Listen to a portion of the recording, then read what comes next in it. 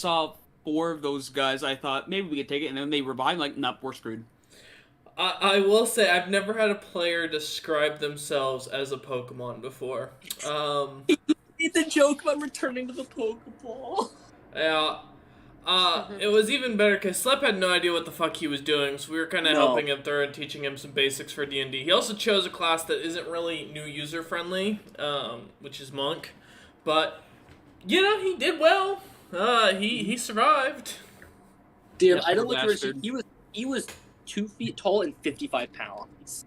He survived until I decided to roll good for once in my life. Yeah. So Hunter yeah, hit him twice in a row and killed him. Goddamn. What's up, Robert? it's gonna be a GIF monk who thinks he's a wizard. Listen, alright. If you do that, make sure he focuses on sand magic so that you can have a Hippopotas.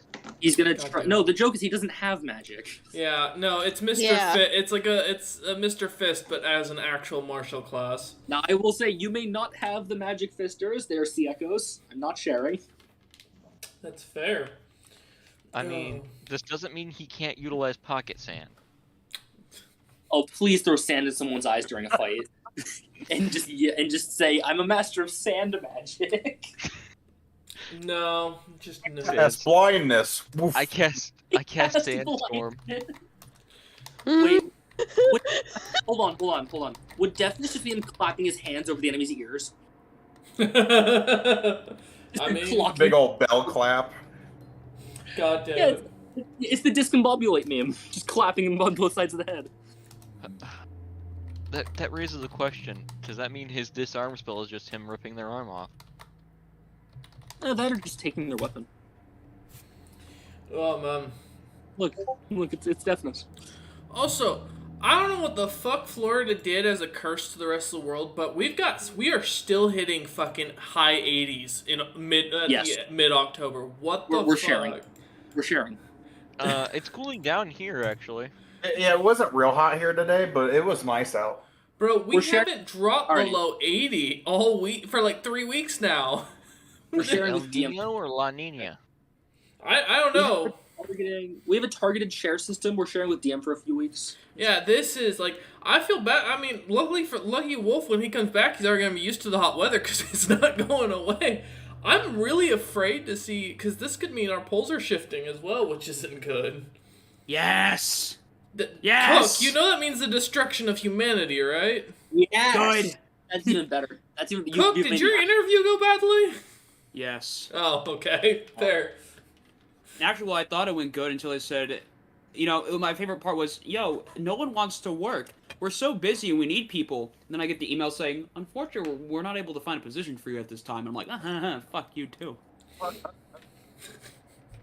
What We did need you- people to work, but not you. Yeah. Not no. you. Oh no, man! I get that. That's the same thing happened with my PM thing. We're still dying for PM project managers, and you know they just won't promote anybody. They just like, nope, we want to hire someone from outside. I feel your pain, man. So let's just say I'm not gonna eat at Olive Garden for a while. Fuck them and get my business. Bro, listen now. Okay, No, that's let's when you not. go there on purpose. Hey, and listen, eat you all guys of the can eat it. I don't breadsticks. care. I don't give a shit if you guys eat at Olive Garden. I'm just not. Fuck them. Well, be no, fair. you see, They'll that's when just you eat go at there Buca de with only- Beppo's. God damn it. Open when up you my go- own Italian restaurant and put them out of business. That's when you go there specifically so you get the endless pasta bowl and the endless breadsticks, and you eat it all. Cameron has been poor for too long. Cameron. What's it? What would be a cheap knockoff name of Olive Garden? Hunter, what do you got? The grapevine? Fuck. Tomatoes in Dad's backyard. That's a stupid ripoff. Garden. Mango Meadow. Mango. Man. I like Mango Meadow. That sounds more Caribbean. Sounds larger. Hey, listen, you Mango know- Meadow sounds like a weed strain. It will be. It will be. That reminds he me. did not, Maya, Caleb. Mango like Meadow can this. be both a meal, a weed strain, and a drink. DM, all in can I one. please tell Maya about Amno's sword? Huh? What? What? Oh. Can I? Yeah, that's fun. He has What's a up? sword that makes He has a sword doused with Dream Lily that he makes people green out with. Yo, you can get your enemies high while you fight No. them. Well, I messaged him immediately. I'm like, well, what was exactly that I said? Hold on, because I gave the business a name. Here we go. Catnip Incorporated still sells. God damn it. Oh my god. But, I just realized Mm. something, and I'm not gonna say what it is, but I'll message what it is to Chaston. Okay. I will say, I've had 3 cups of coffee. Somehow, either I'm tired or I'm still baked. I can't tell. Either way, I blame Cook for it, because he's the one who wanted session yesterday so badly. Cameron, I can't argue with that. No, I'll make it work. I'm just staring at my screen. From that Yeah, game. I just realized that. Yeah, just don't worry about it. It's fine. Also, Caleb says that Olive Garden did not deserve you anyway. Yeah. On the other hand, I don't think you could have perfected those breadsticks, so I think it was... They're not even made at Olive Garden, so... Wait, hold up, what?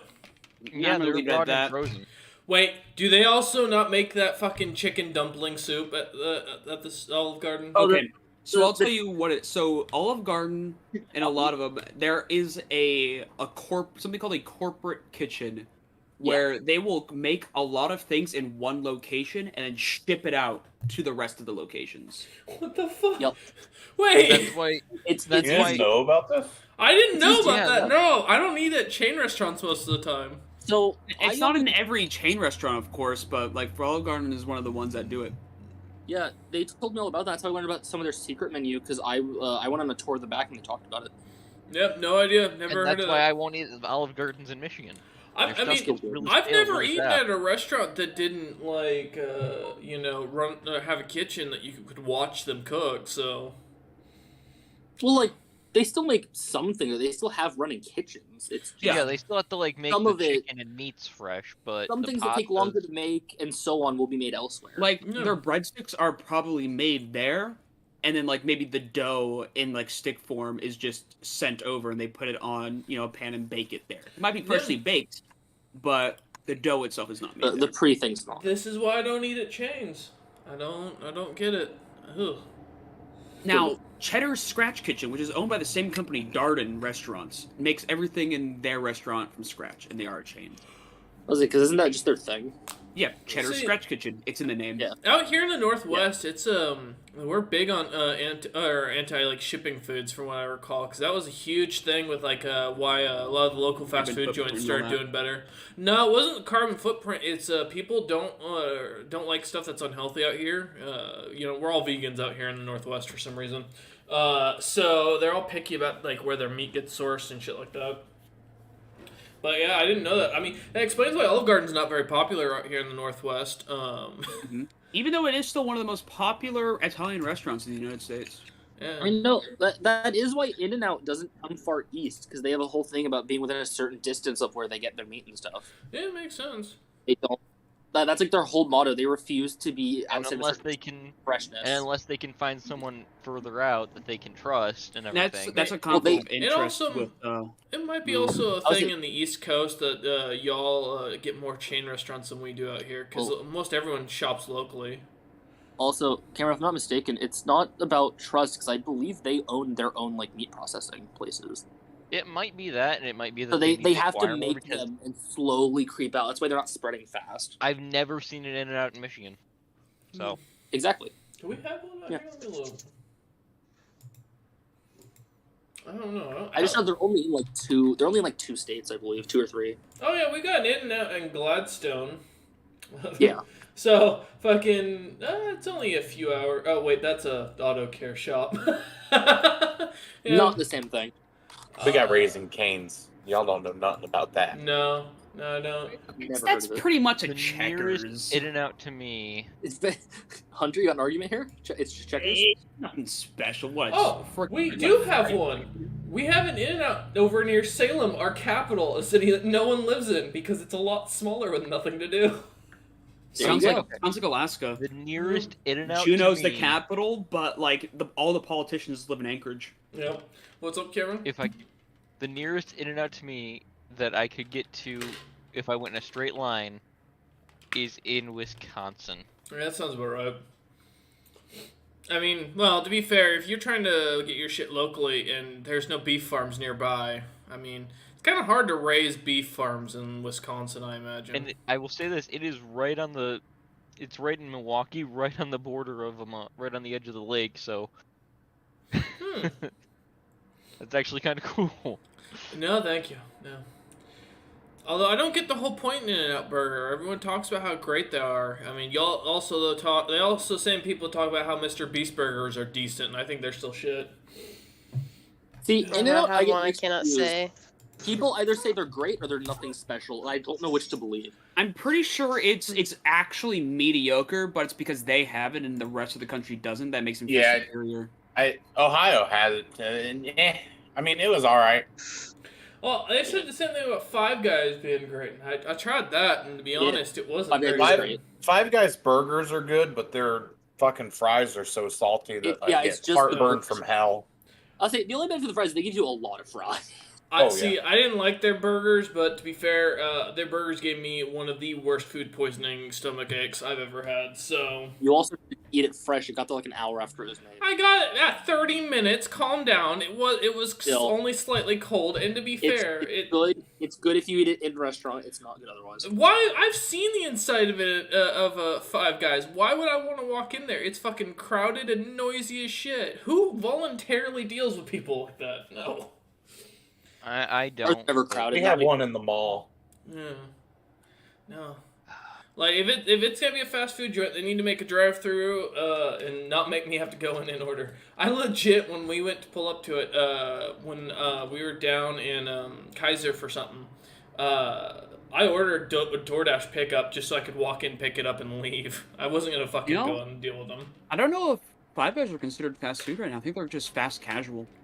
Yeah, They're so fast because food. they're made Yeah. for dine-in at this point. Yeah, fair. I don't do Five Guys much though, because it's hella expensive for no reason. Yeah, it is. It is. It is they're high priced.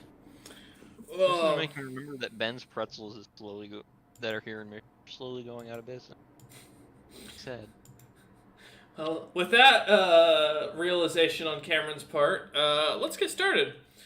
Hello everyone. Welcome back from a day off from D&D. Well, only a day since last session, and a week since our previous session with this group. Last time we left off, the party had just managed to escape the capital. Sigrun just barely managing not to go full maniacal death robot on all the heli within the capital palace. And after an explosion that Hawken got blamed for yet again, Now they actually have something to blame me for. That storm. the party hijacked a dragon, if I remember correctly, and continued on towards the northern colonies. After finally coming to a stop in the city of Haven's Hollow, the party disembarked, giving some gold here for a couple of the colonists and commoners alike. And we come back to the party hearing someone in the distance shouting, "Give me back my key." Well, 3 dragons are coming towards them. Yeah, so if I'm correct, I was told about the that there is a Nordic teleportation transport system. Mm-hmm. Great, let's use it. Yeah, Yeah. we're out. Let's go. Let's go. There is a teleportation circle in the center of town that takes you to different parts of the continent. All right. You guys are just gonna book it, like? As Yeah. Oh, Yeah. okay. Yeah, go. this is what the the 2 that are currently leading us have decided. So Oh, Yep. Hey, Okay. Those dragons not our problem. Someone else's fight. I'd Why not? rather kill them. The But heli could deal with the dragons. Alright, so as the party turning, seeing the dragons and seeing the raggedy looking airship with a couple of people riding on top of the balloon coming towards them, You lot start jogging towards the center of town. A few minutes go by. You hear the zeppelin slam into the top of the island. The dragons roaring, fire going off. Different strange elements and the shooting off in different directions, and the entirety of the colony seems to start to generate with purple lightning kind of flashing everywhere as clouds start to get thicker and darker overhead.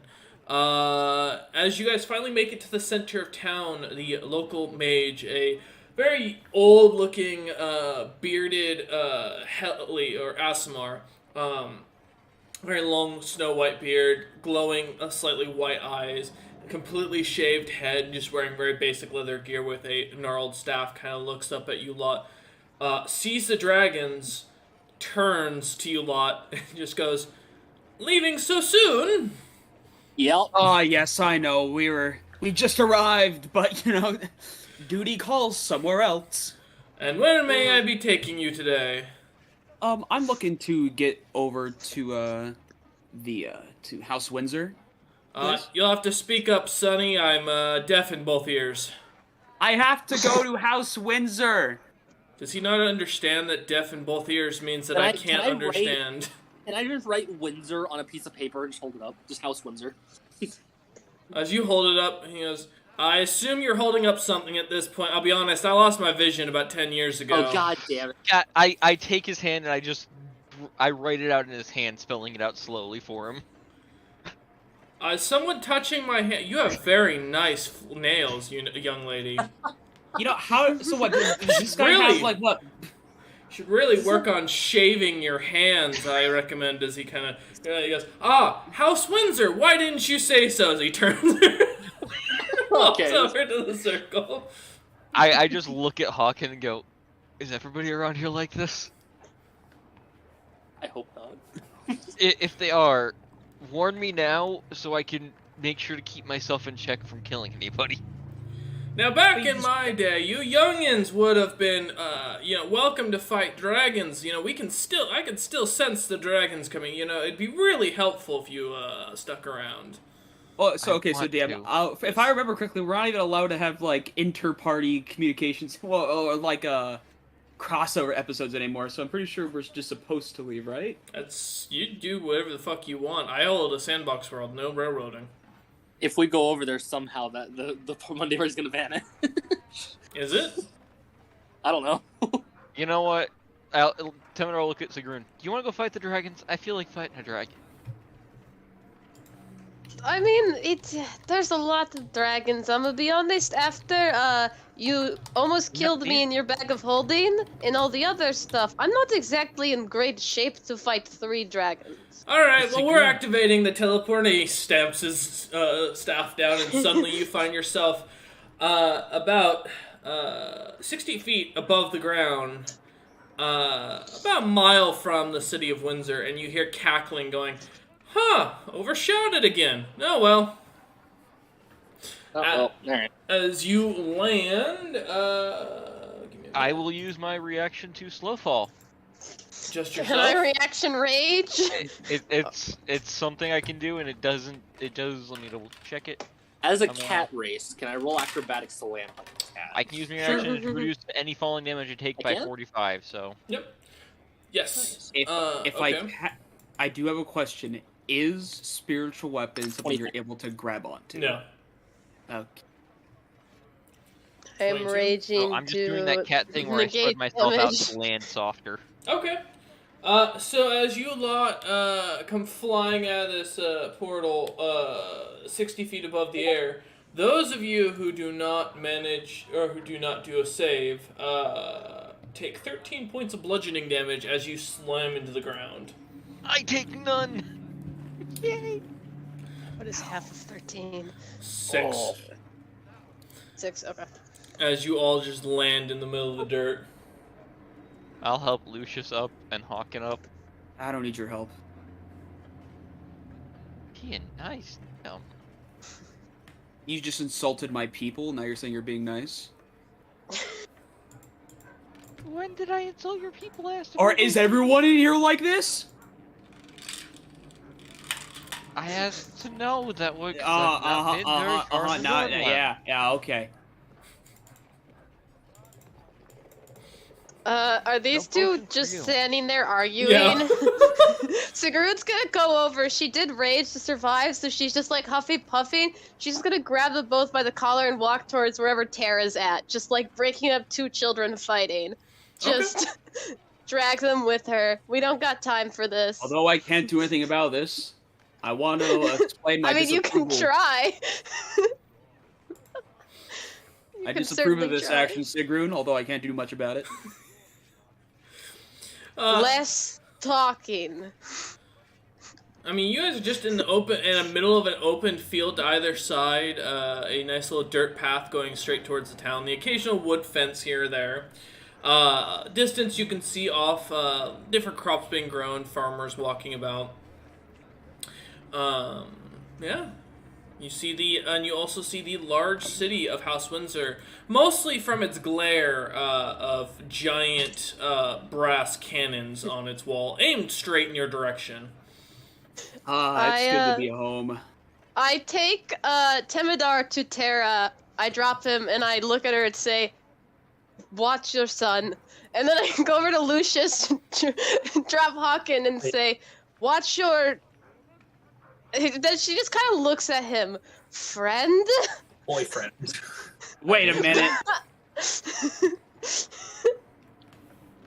I mean, you're both men and boys. No.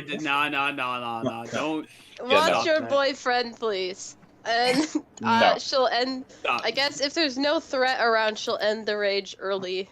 Can I just sniff into the air and make sure nothing's following us or anything? yeah, Yeah. wait, Go let him do ahead that and first. give me a perception check. Okay. If Lucius clears the coast, then I'll end my rage 17. early. Alright, yeah, you don't smell anything, that, catches your attention. No one seems to be around you a lot, other than off in the distance the smell of farmers walking about, working, which is to be expected. All I can smell is farm fields, so You know, I think we're safe for now at least. It's been quite a while since we've been back home, Lucius. Though then again, I don't know what. Actually, where do you hail from, Lucius? Never really got that out of you. I don't know that I ever named a specific city. I mean, Bolton's the capital, if that's just where you want it. From the outskirts of Bolton. I don't necessarily call it home anymore since, what happened. But Oh, all right. Well, welcome to Windsor, I guess. Yeah, let's head over to the gates. Sigrun will pat Lucius on the shoulder, offer some support. I can offer my own support in the way of Dream Lily. I mean, Yeah, do you want drugs, man? I do my best. I am going to nod towards Sigrun, and as I do that, cast Healing Word. Oh, that's so So- kind of you. 4 points of health. That is, I'll take it. I do recommend not to be under the influence of drugs, probably when we're going through the gate. That's just... As you see the light kind of reflecting from the very large iron walls of Windsor, the cannons mounted up. This city is massive for any sort of settlement, and it's extremely heavily defended. None of you have never seen iron walls surrounding a city. It really goes to kind of show the level of importance the city has, as well as the wealth from the family, on top of their military capabilities, to be able to scrounge up that much metal and use it in such a way. As you lot, Rich. Okay. I can yes, work with it. as you lot begin walking towards, you see in the distance a couple of towers from a small outpost. About halfway between you and the city, and as you come upon it, you see a couple of what looks to be soldiers with the House Windsor marking on their chest. One of them comes up and immediately looks at you lot and goes, traveling documents? Oh, yeah. Here's mine. Yeah, Sigrud's got some now, thankfully. Thank God. He kind of takes the stuff and goes. He looks at Sigrun's and looks at Hawkins and goes. He looks at Sigrun and goes. You know, I've never seen fake documents this badly made before. I got those from the bank. They shouldn't be fake. It just reads, Lord Zardius gives permission. Yes, he is. Do you not know who he is? He's a kind of. That's he's kind your of big papers? deal. He's I thought they looked official to me. Look, they have the little stamp on the corner, and they have the fancy smiley writing that I face, can't read. written on the drawn into the stamp. Look, I have the necklace, and she like shows it off. Like that worked in the other cities. We're not where it matters anymore for Zarius. The guard I'm closes from up. this realm. It should be fine. The guard folds up Sigrun's paperwork and hands it back to her and goes. It just kind of looks at the other paperwork and goes, "Oh, Lord Windsor," as he kind of stands up straight a bit more. Good to welcome back. We were not expecting you. I'll be honest, I wasn't expecting to come back this soon either, but alas, here I am. You notice the other guards look like kind of eyeing each other and look a little bit concerned. And what brings you back to town, if I may ask, also with such a unique lot? Well, I heard on the news that I got called to become, what was it? Vie for kingdomship? Become king. I just wanted to come home and just check on things before I went to the capital. Okay. Yeah, I'll let your brother know that you have arrived, and we will make sure you're able to meet him. And he takes a second, looks at one of the other guards, and kind of waves his hand as the guard goes running off. The one chatting with you kind of hands you back your paperwork. Can I thank you. insight him? Sure. The way he's talking makes it seem like there's a secret going on. That's 5. Yeah, there definitely is. That's 5. Temedar's Okay. still angry. Everything's Yeah, he seems. I mean, you don't know, Temidar. You're not familiar with Nordic tendencies, so it could be legitimate. It could just be that he's nervous having someone as famous as Hawken arriving.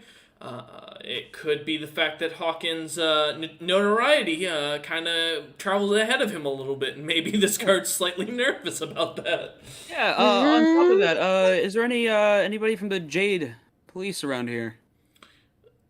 The guard goes, I think it'd be best if you saved your questions for your brother, your lordship. I don't think I'm qualified to answer these questions for you. Fair enough, soldier. Carry on then. He nods and says, you may continue on. The guards should have been let known by the time you reach the gate, and your brother should be able to see you hopefully within the day, if my memory serves.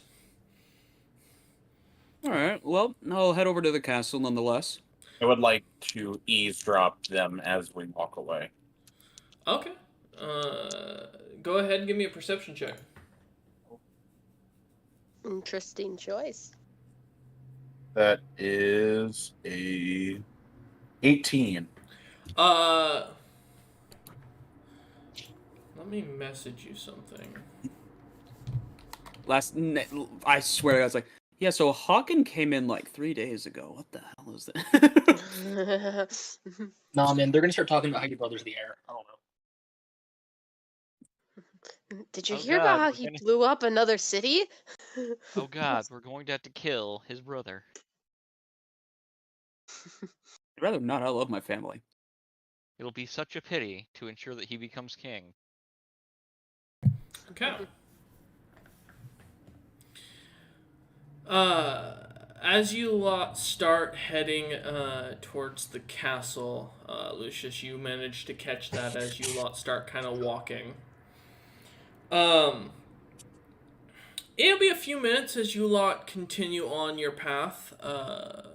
Make sure I did actually type that to the right person. Okay, yeah. And as you lot finally come to the main city, a little while passes. You watch as guards are kind of patrolling up and down this long strip of road, kind of eyeing you up along with other merchants that seem to pass by you a lot and some peasants that seem to be coming in and out. But as you come up to the main castle, you see the walls being almost 6 stories tall, just solid iron, and guards in what looks to be pure mithril armor, fully set up and equipped. One of the guards comes over with a large red plume on his head and walks up. Obviously, Hawken, you recognize this as one of the commanding officers, probably, of these guards. You're not sure the rank, given the fact that the feathers are a little bit new, but it's pretty obvious with the very bright signing with his armor design that he's definitely someone in charge. And as he walks up, full face cover, full plate, bastard sword at his side, he steps up. He's about 6 foot roughly. You'd probably guess maybe 240-ish. And he goes, Lord Hawken, it is graceful to have you here. You'll hopefully accept my apologies that we were informed that you had passed away recently at the Isle of Man. We were informed you were assassinated by a dwarven, member of Empire Zarius. Huh. I mean, it was a close one over there for sure, but I mean, A lot of people died. it Not wasn't us, from though. a dwarf. That was for sure. It was a lich that almost got my ass. He looks at you for a second and says, Indeed. You fought a lich. I mean, yeah, I wouldn't No. say fault. Fault is a strong word. you weren't Escape. even there. Be quiet. He- You didn't even see anything that happened. Your Lordship, we've been hearing some disturbing stories coming from out in the east. Something about you assassinating royalty. Am I safe to understand you've come to kill your brother and claim the House of Windsor? As he kind of puts his hand nervously on the pommel of his sword. That You have a definitely brother? wasn't- I mean, They said this earlier. Yeah, I was zoned out. I mean, my plan was to become king over at the capital. I got no problem with brother leading the Windsor house here. He looks at you and goes, "Oh, good. We were worried this was another coup attempt." No, I'm more focused on the heli. That's Wait. my current target. Another? Another.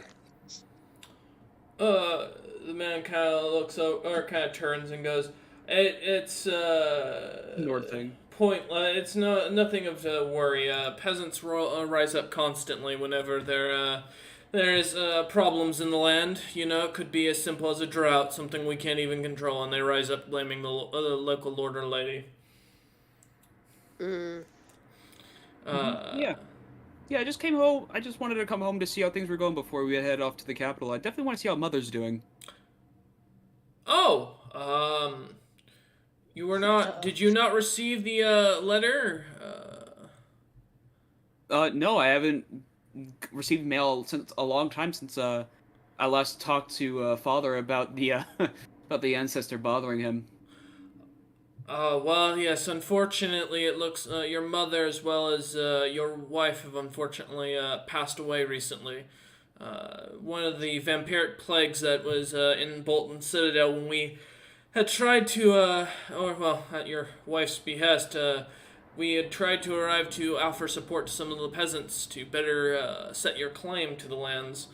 And unfortunately, the plague seemed to have almost turned her and caused her illness and eventually untimely demise. Out of game, I have an odd feeling that the brother just had a little rebellion. Just a little. Let them go. Sorry? To such a who let them go to such a dangerous place? Well, your brother was there with them, assisting. And he didn't get sick as well. He Like, was, unfortunately. Yes, he barely managed to recover. We had him at death's door while your wife tried to take care of him. He was the first to fall ill. Meek thing, unfortunately, as you can imagine. Somehow he did manage to come back from it, though he did lose half of his right foot. Not sure why the medics took the foot. It kind of takes a second thing. Did they study at the college that only teaches castration? No. Our clerics are highly trained in the understanding at least basic Nordic biology. We have worked for too long to not have an understanding of the body. That's But your brother has been sent word of your arrival. If you would, he said he would see you by the evening. If you'd like to travel about the town for the time being, see how the city has been doing. Maybe visit your father's grave or your family's grave site. Father's dead too? Your lordship, were you not informed of the many the situation that's been going on? It's been a while. He kind of looks at you and goes, I think it best you speak to your brother first. Let him tell you of everything, as he'll have more details. I am merely just a captain of the guard who serves at the gate. You're doing good work. I appreciate it. Thank you. He kind of stands and salutes and says, "Thank you, my lord," and kind of turns back and lets you guys in. Sigrun will put a comforting hand on Hawken's shoulder this time, just like a silent show of support. Thank you, Sigrun, but I think I need to go see my my family's grave. Do you wish to be alone for this? Yeah. Enjoy the town, please. First. Okay. So as the party splits, the rest of the party, where would you guys like to go? You magic item hunting, just seeing what's around the town, seeing if there's anything interesting, unique. Are you looking for an inn to chill at? Quests, Adventurers Guild, what you thinking? I'm very tempted to stealth and follow Hunter's Oak. Something's gonna happen while he's alone. I mean, you could go ahead if you want to do that. Deminar was going to will notice you sneaking I was off. about to suggest that to Terry, be like, if everybody else in that family died, you may want to go watch as us. Yeah, I've gone through family death. I got it. Okay. Tara, Can I- stealth. Yes, Lucius. Can I stop Hawken real quick? Yes, Hawkins starts to turn and walk away from the group, heading up towards the keep itself, where the grave would be. Lucius, you walk up, grabbing him by the shoulder for a minute. Going to pull him closer to me so that it's a little more difficult to see what's going on. And as I'll be like, "Stay safe, my friend," and I'll hand him the Grand Cleric's book. Oh. Okay. That's a 25 for stealth. Okay. Thank you, Lucius. Grand Cleric book, huh? You are the cleric. It's crazy. But we both are, but That's true. Okay. Grand Cleric spellbook. I'll add Uh, that. as Unless you you're gonna hand take it- it back after. As you hand it to him, Lucius, something catches your eye with your high natural perception. It seems to shock and seems to deactivate the item completely as Hawken takes it.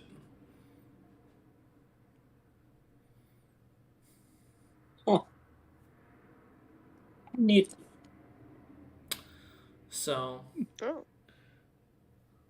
Interesting. So is it? You cannot attune to the item, Hawken. All right. As you take The item is scared of you. as you take the book, your passive perception, you don't notice Tara starts to kind of follow behind slowly. From a distance, of course. We'll come back to Hawken and Tara in a moment. As Hawken and Tara start to head off towards the Noble District, Hawken, are you, just a clarification, are you with or without your hood on? Because usually you cloak your face, I know, so that's why I'm asking. I'll without my Okay. hood. I mean, you are still disguised. Your hair is still a different color. and your facial features are slightly different looking. So Yeah. But okay. being so shady in a noble district isn't always the best idea. True. All right. We'll come back to you in Terra in a moment. So yeah, Temidar, Sigrun, and Lucius.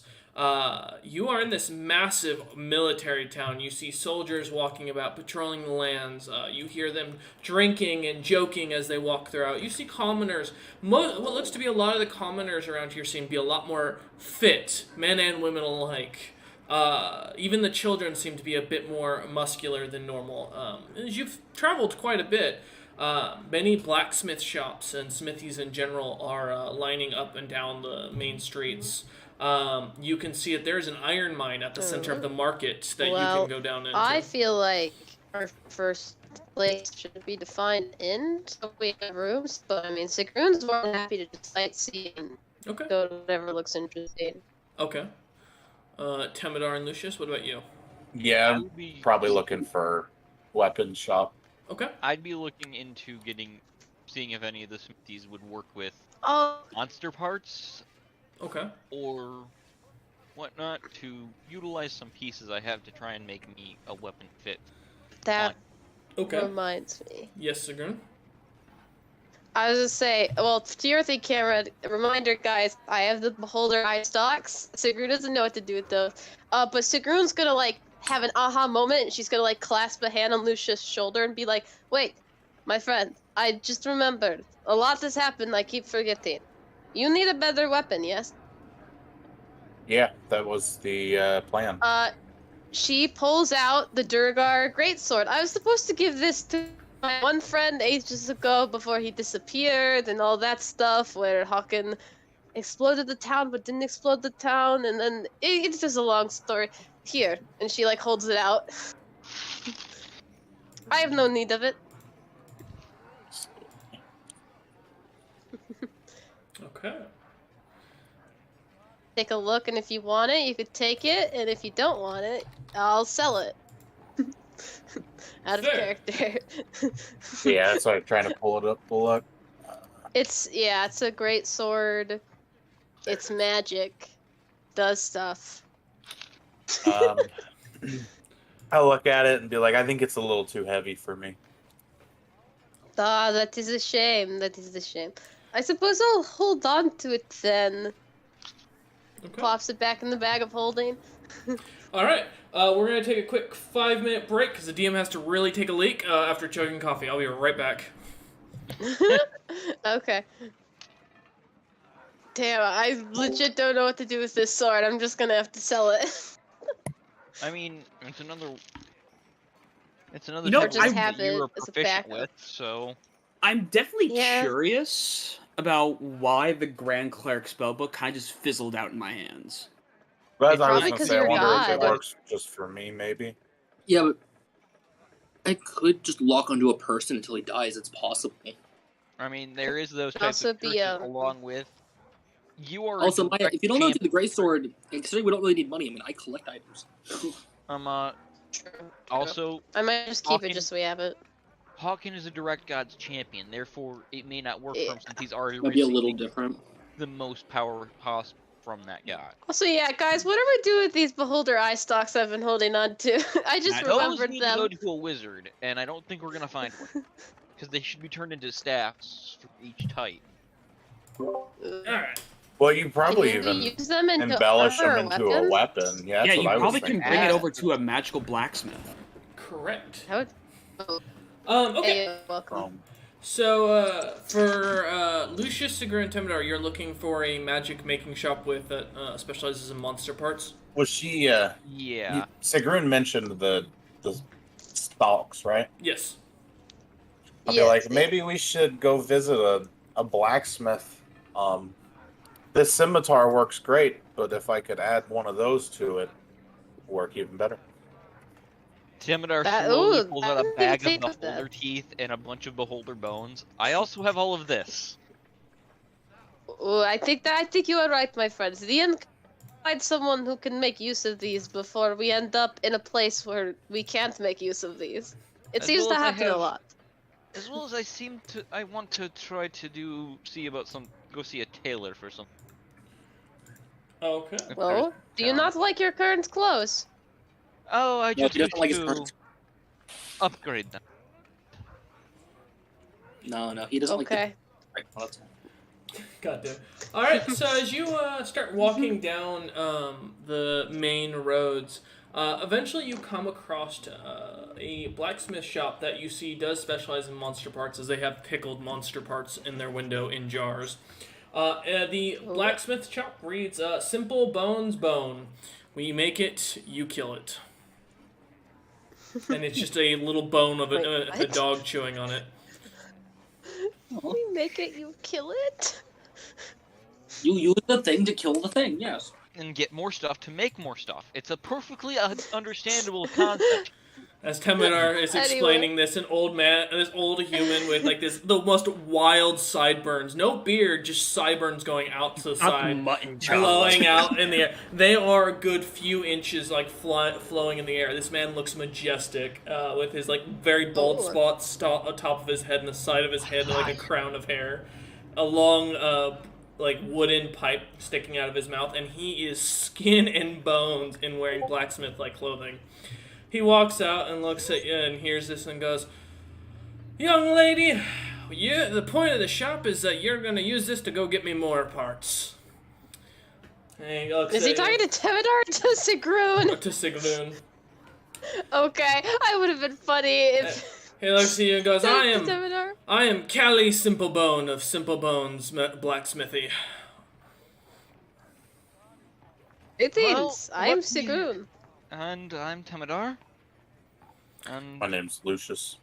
He looks over at Lucius and goes, "Ah, an old guard," as he goes to pat Lucius on the shoulder and goes, "Ah, nothing like seeing some grizzled humans that have done some shit. It warms my heart to see these whippersnappers getting led around by a man of a bit more experience."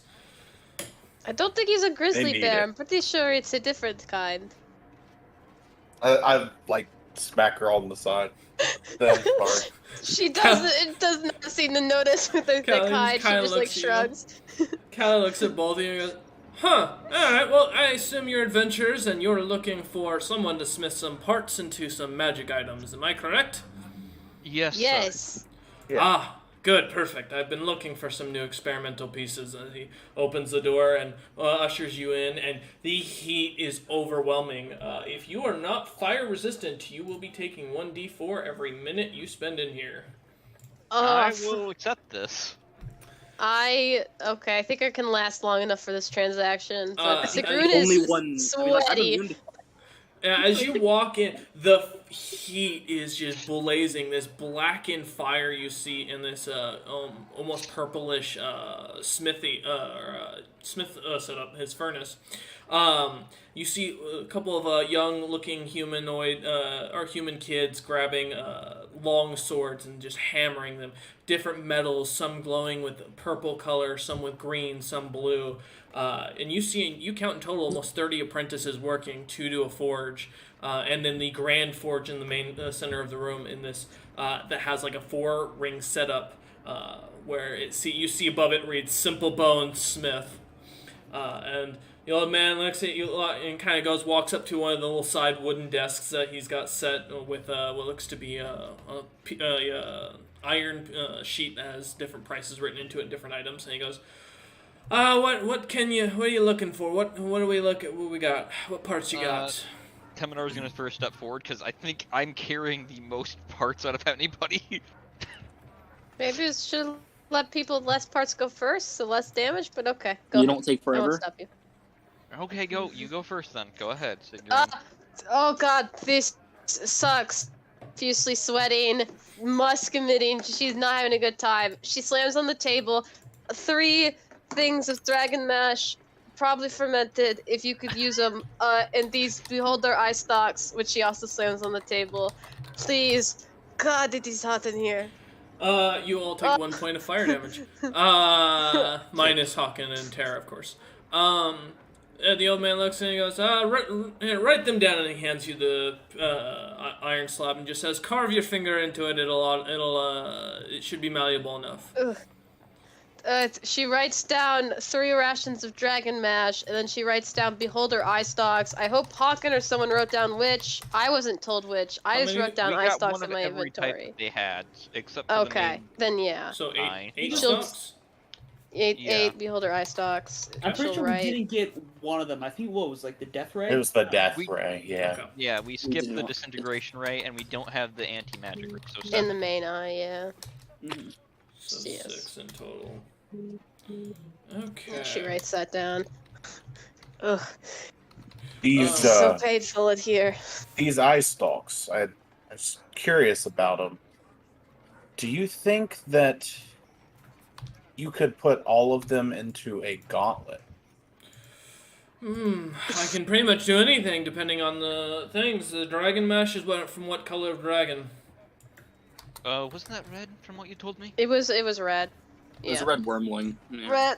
Red warbling. Ugh. As he looks at the barrel, kind of takes a sniff of it as he opens it. The smell is just rotting But yeah, it flesh. has not been preserved. It's just been in her pocket. And he goes, with this mash, I've got some stuff I can make it to a pretty strong liquid and mix it into the metal. You said what kind of weapon? I think the weapons- some kind of gauntlet, like for punching. Gauntlet. Okay. Well, hey, they say don't get that. The dragon mash is mine.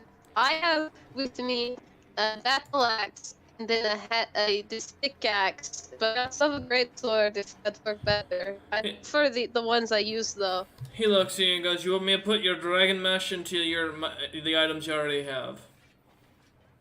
Yeah, well, unless you'd like to make something new with them. I don't know how this works. This is, Dragon mash new isn't for me. enough, unfortunately, for pieces to make into an item.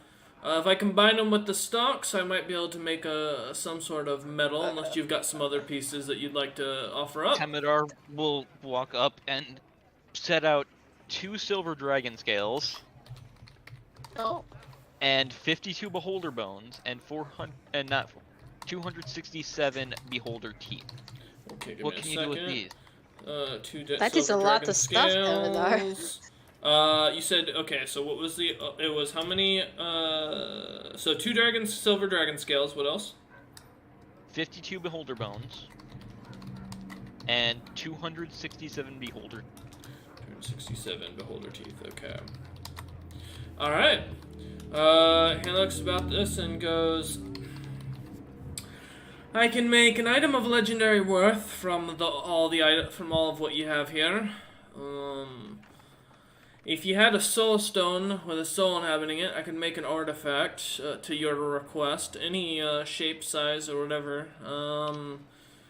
Separately, the rations of the dragon mash I can use to make a potion or an alcohol. I can't really do much more about infusing it into an item.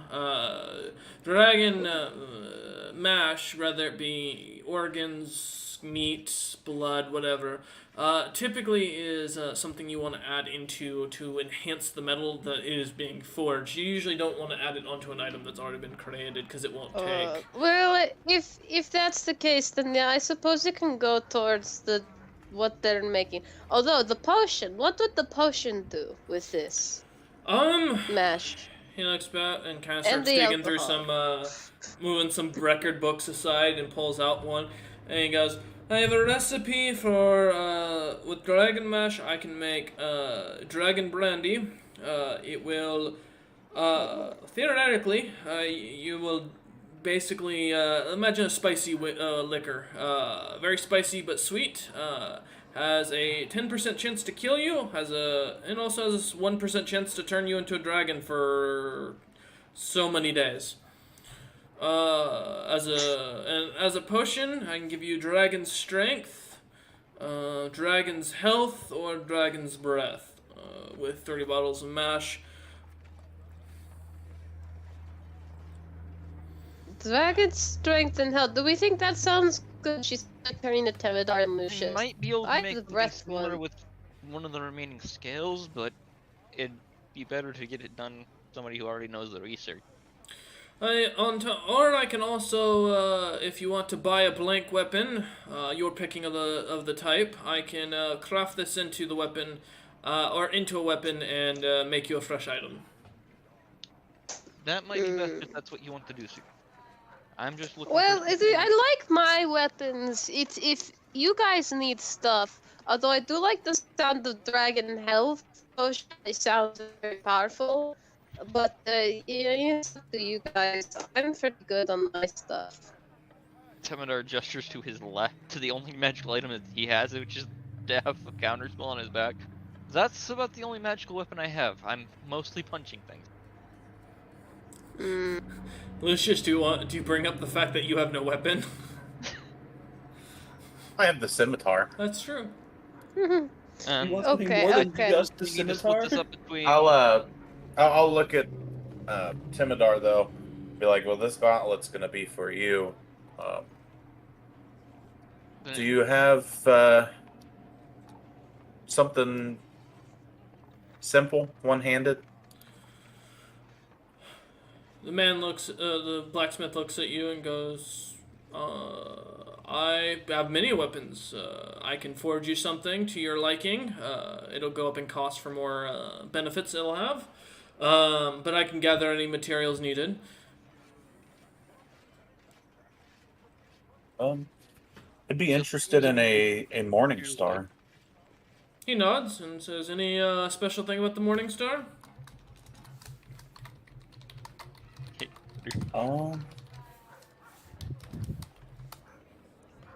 Just make some kind of magic to it. I'll let you choose. Okay. Timidar?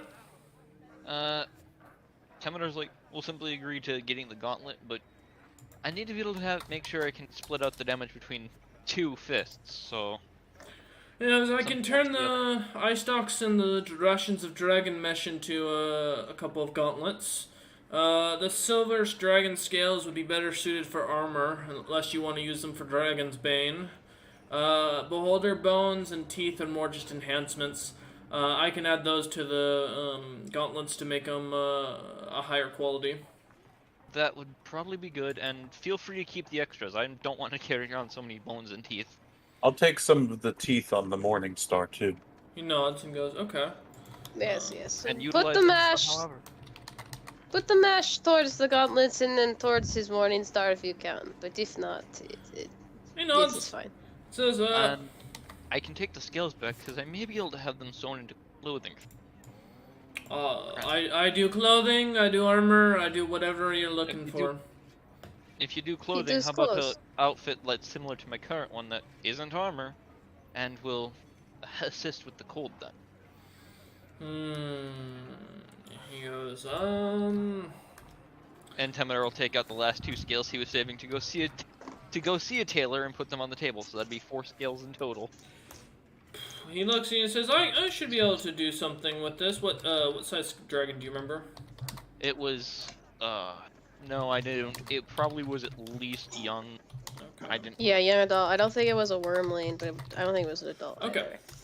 either. He goes, yeah, I should be able to get you some merchant's gear without issue with the scales into them. Is there any thing else that you'll be looking for?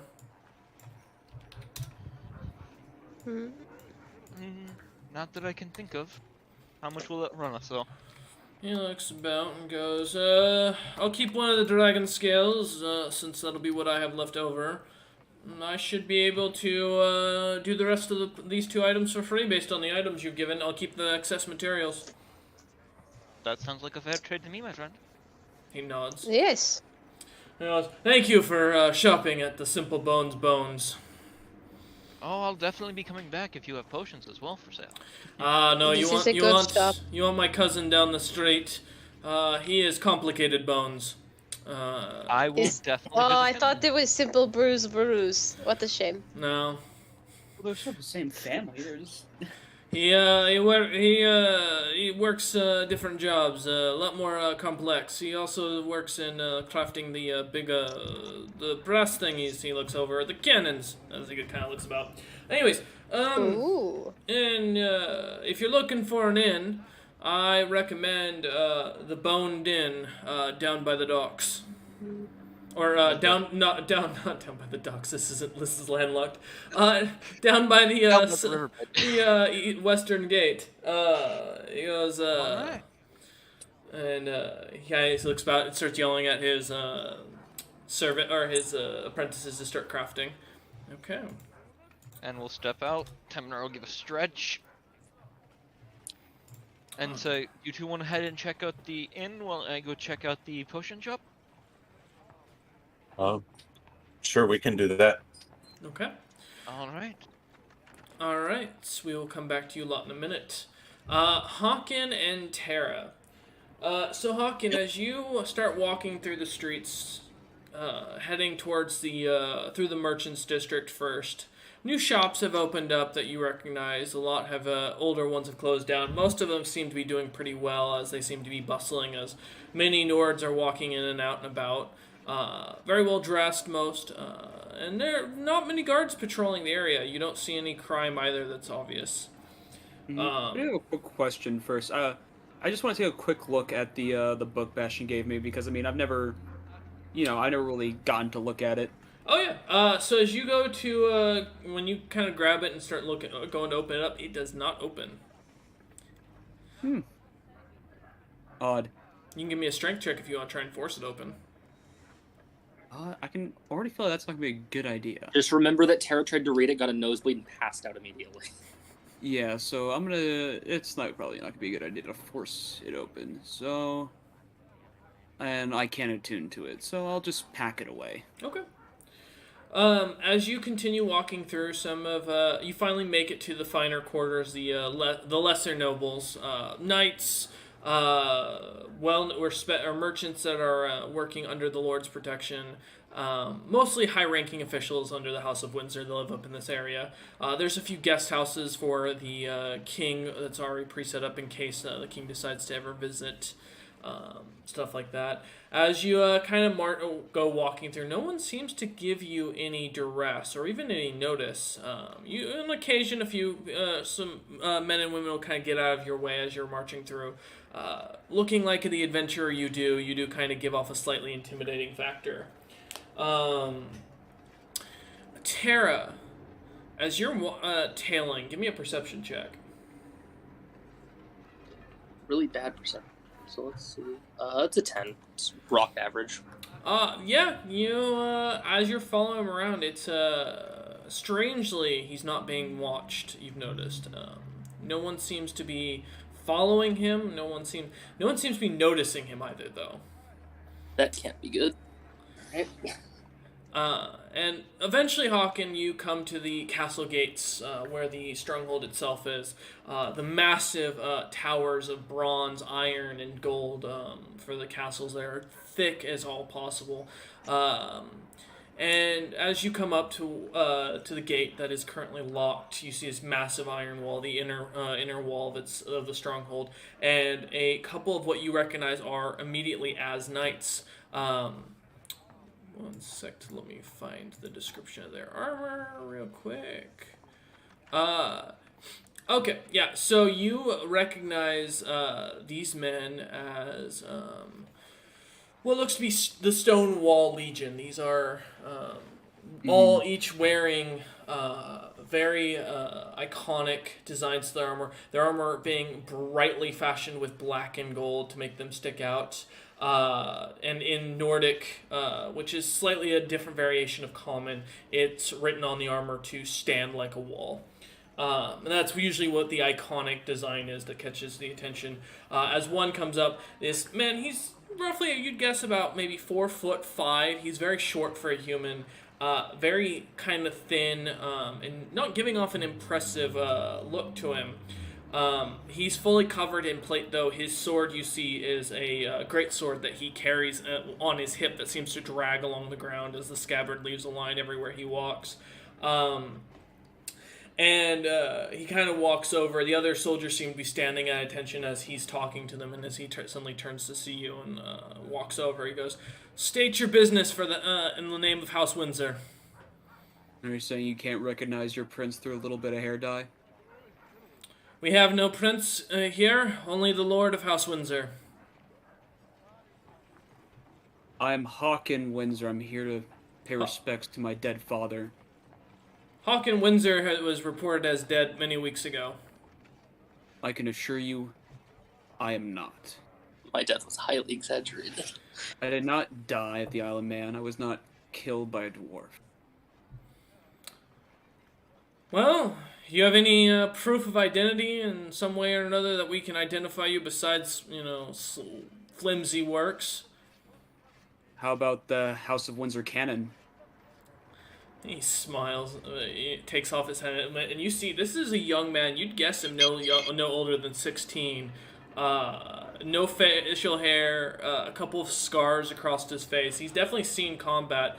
His raven black hair and very dark skin, and he looks at you and goes, kind of looks up at you and goes, the cannon of House Windsor, it was lost long ago. There's no way possible you'd have it. You mean this one? As you pull it out, the kid's eyes kind of go kind of wide, and he goes, well, whether or not your House Windsor, some adventurer who came by, I'll inform the Lord of House Windsor that you are looking to see him, and you have the family cannon. If you'll wait here a moment, as he turns and kind of starts walking into the castle, the gates open up, and he walks through, and they close them back up. The two guards at the gate kind of eyeing you up. Tara, give me another perception check. 11. We're creeping higher. Okay. You do notice the two guards seem to be a little looking almost nervous. You see a slight shake here and there from their armor. Also, you can kind of hear it. Hawken, you also kind of pretty much pick up immediately that there seems to be something shaking, or the two guards seem to be shaking. Yeah, I was wondering with my passive perception of 19 what I would get. Yep. These two guards look to be roughly 5, maybe 5'5", 6'ish between the two of them. Both seem to be carrying a short bow on their back and what looks to be twin daggers on their hips. Both still wearing the same style armor, though, as the captain, just to a lesser degree. You're shaken, soldiers. Are you cold, perhaps? Neither of the guards speak. They just continue to stand at attention. Very well, then. A few minutes goes by, and the soldier from earlier returns as the gates open. He goes, "You have been permitted to enter and see to the family of House Windsor's grave as you requested." He takes a minute, kind of looks about, and goes, "As well as your bodyguard that is following behind you," as he looks off towards Tara. And he just continues to stare where Tara is standing. He goes, Come on out. Yeah, I'll come out. As Tara seems to appear from one of the sides of a house, almost as if coming straight out of the shadows, and walking up, and the guard goes, "Ah, is this your wife?" No. As you know, my wife is dead. He looks and says, "Assuming you're telling the truth." Well, he ushers the guards to open the gates. As I stated, you are permitted. The Lord himself will see you within the hour. He told me to allow that you would know the castle well enough to be able to find where you're going. Mm-hmm. Thank you. He kind of goes back to standing and lets you walk by and closes the gates with a clang from behind you as you and Tara walk through. The castle itself is extremely intimidating, standing almost 10 stories high, with just nothing but metal adorning the walls. The towers, or the caps of the towers themselves, being made of what looks to be some sort of cheaper grayish material. Again, still metallic but unidentifiable. You can hear as guards are walking about, people are training in the yard. Where would you like to go, Hawken? I'd like to go where I'm gonna go to see the graves. Okay. The family tomes. As you enter into the castle, you head to one. It's going to take you a few minutes to head to one of the, or to the center of the keep where the family catacombs are. Yep, totally. And while that's going on, I'm gonna be like, I told you guys not to come with me. Yeah, and everyone's terrified of you, and I don't want anything to happen to you. They wanted someone to look after you. I figured I'd watch from a distance and not get in your way. But, Well, thank you, nonetheless. I know what it's like to lose people. I figured I was the best one. Well then, Okay. let's move on. As you two continue heading into the inner gate, we'll come back to you What are you momentarily. doing, Rain? Oops, sorry. I thought I needed. Well then. Suddenly, Lucius finds an NPC named Ray that's just walking around. Owes him $5. Very They're old annoyed. friends. Rain. Oh, I thought you said Ray. It's a random They're old tabaxi. friends. Yeah. It's rainy now. But we'll Save that for a rainy day. we'll start with Temedar for a moment. Temedar, as you split off from the party, heading further down to one of the potion shops, you see Complicated Bones shop, but right across the street from it, you see what looks to be a kobold shop, alchemy shop set up. It's just a little like market stall, like in between two buildings, right across the street from it. Do I recognize the kobold? Give me a perception check.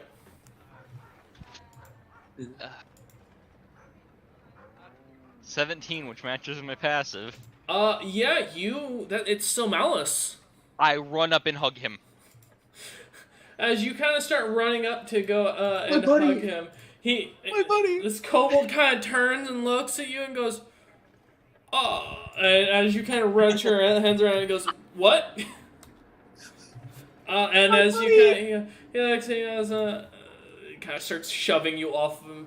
He goes, "Please don't hug me." And I as you stop go to my- hug, no. you notice his left arm's gone. And he as he shoves you away with his right hand, he goes, Temedar, is that? And he looks his eyes are a little glazed over. He goes, "Is that you?" Yes, it's me, Somalis, and I thought you died, and I I did. damn you. Oh. Fuck. Yeah, tell me about it. Ogum, no, he's no joke. Single spell, and next thing I know, I wake up in the Nordic lands, missing an arm in my eye, and I can't see anymore. Sorry. He nods and goes, it is what it is. I chose to defend the Isle of Man with all I had, and unfortunately, it was not enough. Also, do you know what the big explosion was? I keep hearing comment that a lich did it. Yeah, a lich seems to have repeated the casting of a certain spell that was once cast back in the human land's history by Logothus. He nods and goes, makes sense. Well, It's now an entire dead zone. it's good to see you made it out alive. Well, good to hear, as he smiles. And I owe you an apology for last. It is what it is. At least I'm not dead. That's all I care about. And you lived? No. Yeah, but we're here now, and it seems like Hawkins' family is today as well. Oh, is Hawken related to the House of Windsor? Yeah, he's one of the sons. He's the eldest. Huh, that's interesting. Apparently, well, if you didn't know, his brother's come back to claim everything recently, so... That's what I'm hearing, and judging on what's happened to his wife and his mother, something striking me as fishy, but I don't know the mannerisms too well of the Nord, so I don't want to spout off my mouth without having... Someone else kind of pulls you closer as he grabs a hold of your shoulder and kind of pulls you down to his level, and he whispers into your ear, Shady does not begin to start to explain the situation. There's only one child born to the House of Windsor. And he kind of lets go of you and stands back up and goes, Potions! Dragonborn potions for sale! What have you got, man? He nods and goes, I've got a special brew. As he holds out a clear bottle with what you see is an obvious piece of paper in it. He goes, this is a potion that'll give you your dreams to come true, or so I'm told. How much, friend? For you, a couple coppers. Let's say 3. I'll slide him a gold coin, a single one. He I takes think this it. is more worth a gold. He nods and goes, well, tell your friends to do well and enjoy your times at the circus, as he kind of bows and goes back to kind of picks his little stand up and starts walking around with it, yelling potions for sale. The circus is spreading. Temidor will just smile, seeing that someone else is okay, and that he got to apologize. He feels a little better, and he will head into the other potion shop to acquire ingredients and see if they have Miles any is my recipes for favorite sale. NPC. Okay. And Temidor, what ingredients are you looking for? I'm looking for ingredients to try and make out some potions that will increase stats for a while. Nothing permanent. Okay. And some potions for an interesting foray that I'll message you real quick. Yeah, okay. And while you do that, I'll jump over to Sigrun and Lucius for a moment. Okay. Sigrun and Lucius, as you start heading towards the western gate between the two of you, watching as Temidor heads off, you hear the shouting of potions for sale and assume that Temidor's heading that direction. Heading towards the city, Lucius and Sigrun, give me a perception check. You got it. Hearing or smell? If you want to roll for hearing, you'll get a different answer. You can also roll for smell if you'd like. I will go for You might want to hearing. do hearing, because Okay. yeah, because I'm doing a sight. That's a 16. Okay. Fuck, that's an 8. Good thing you're not I rolled relied a on shit. as the perceptive type, Sigrun. Sigrun, Oh, it's a nice town. You like the fact that the people are buff. Most of the people Yes, seem my here- kind of people. Yeah, they seem battle tested. It kind of reminds you of your home, with the sounds of people working and constantly working either metals, working out, or something of that sort. Very welcoming. Yes, and Lucius, as you are looking around, and you said you're doing hearing. Yes. Okay, and what'd you roll? I rolled a 16. Okay.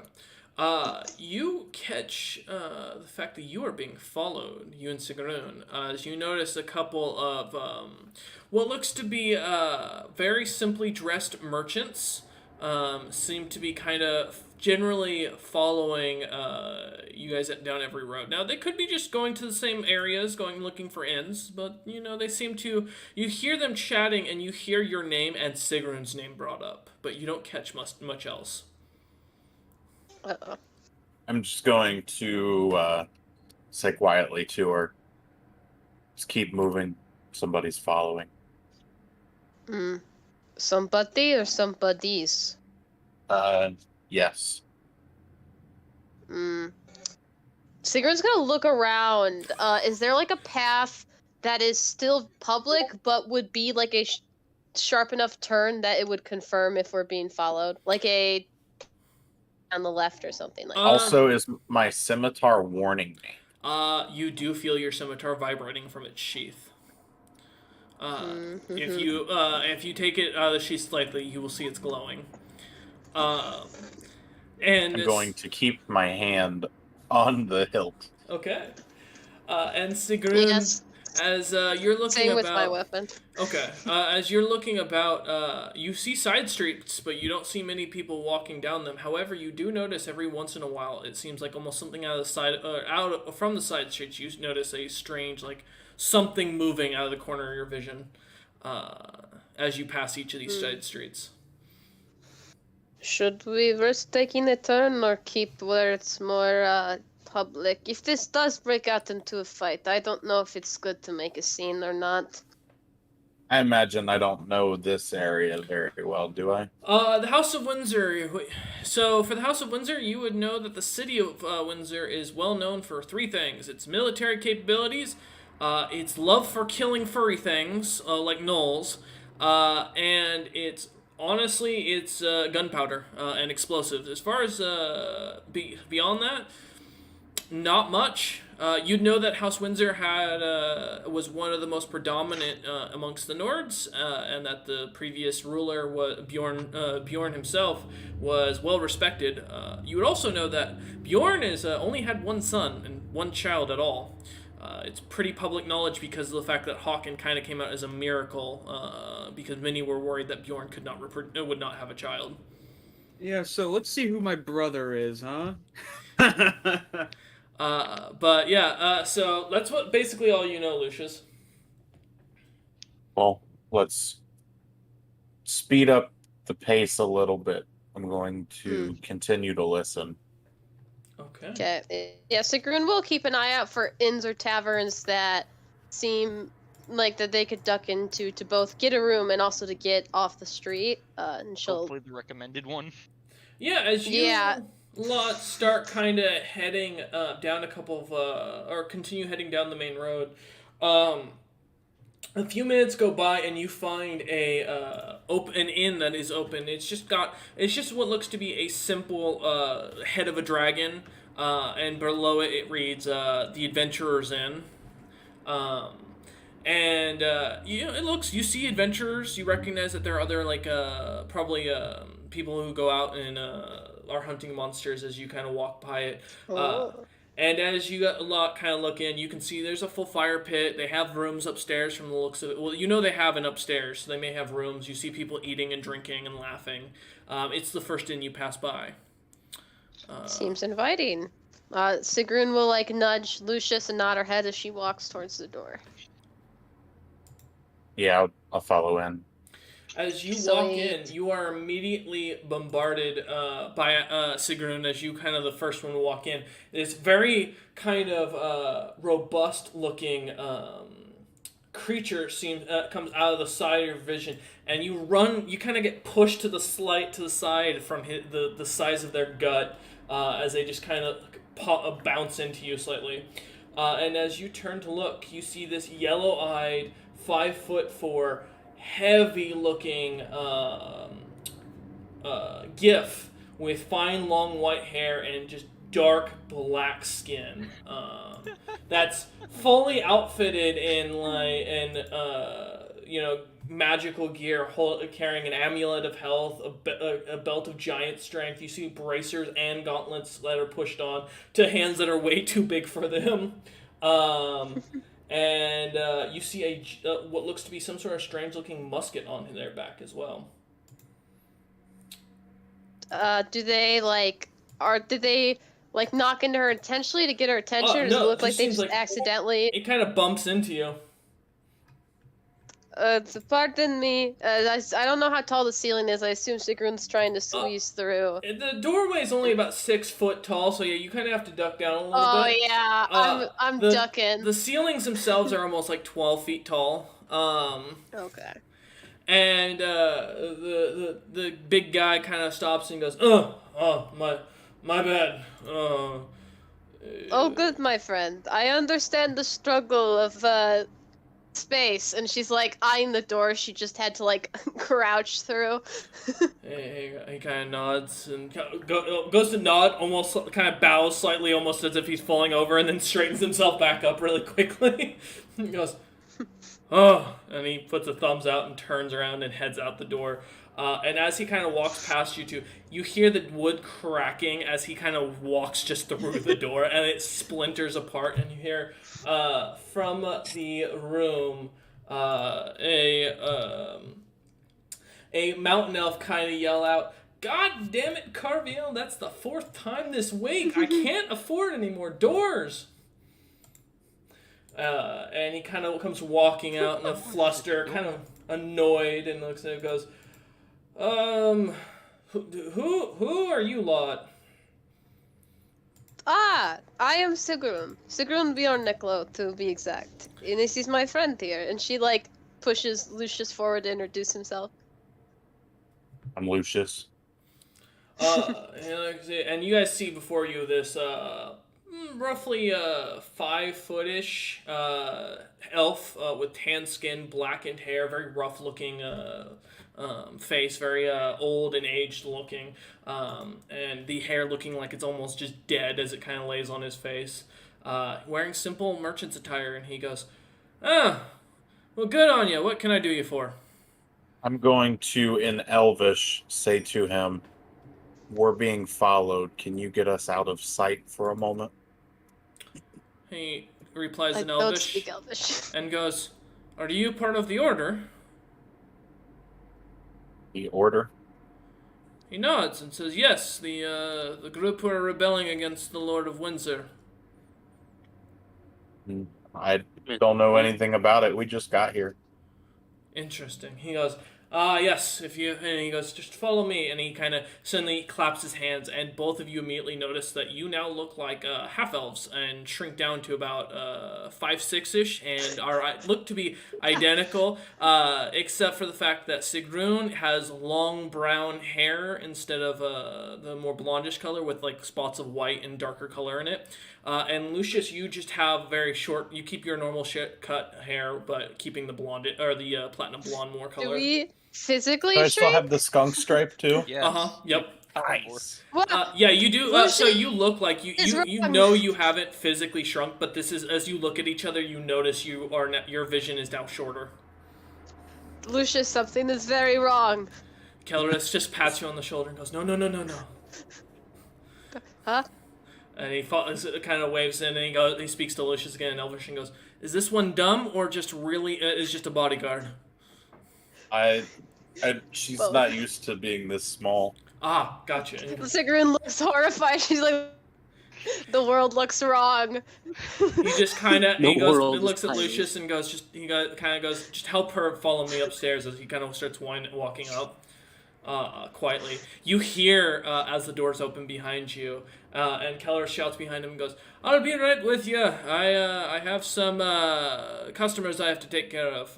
One moment, it's family matters." As he kind of walks up with you a lot, and he brings you to one of the back Lucius. rooms. Go I've ahead. never been this frail in my life. I feel sickly. I'm dying.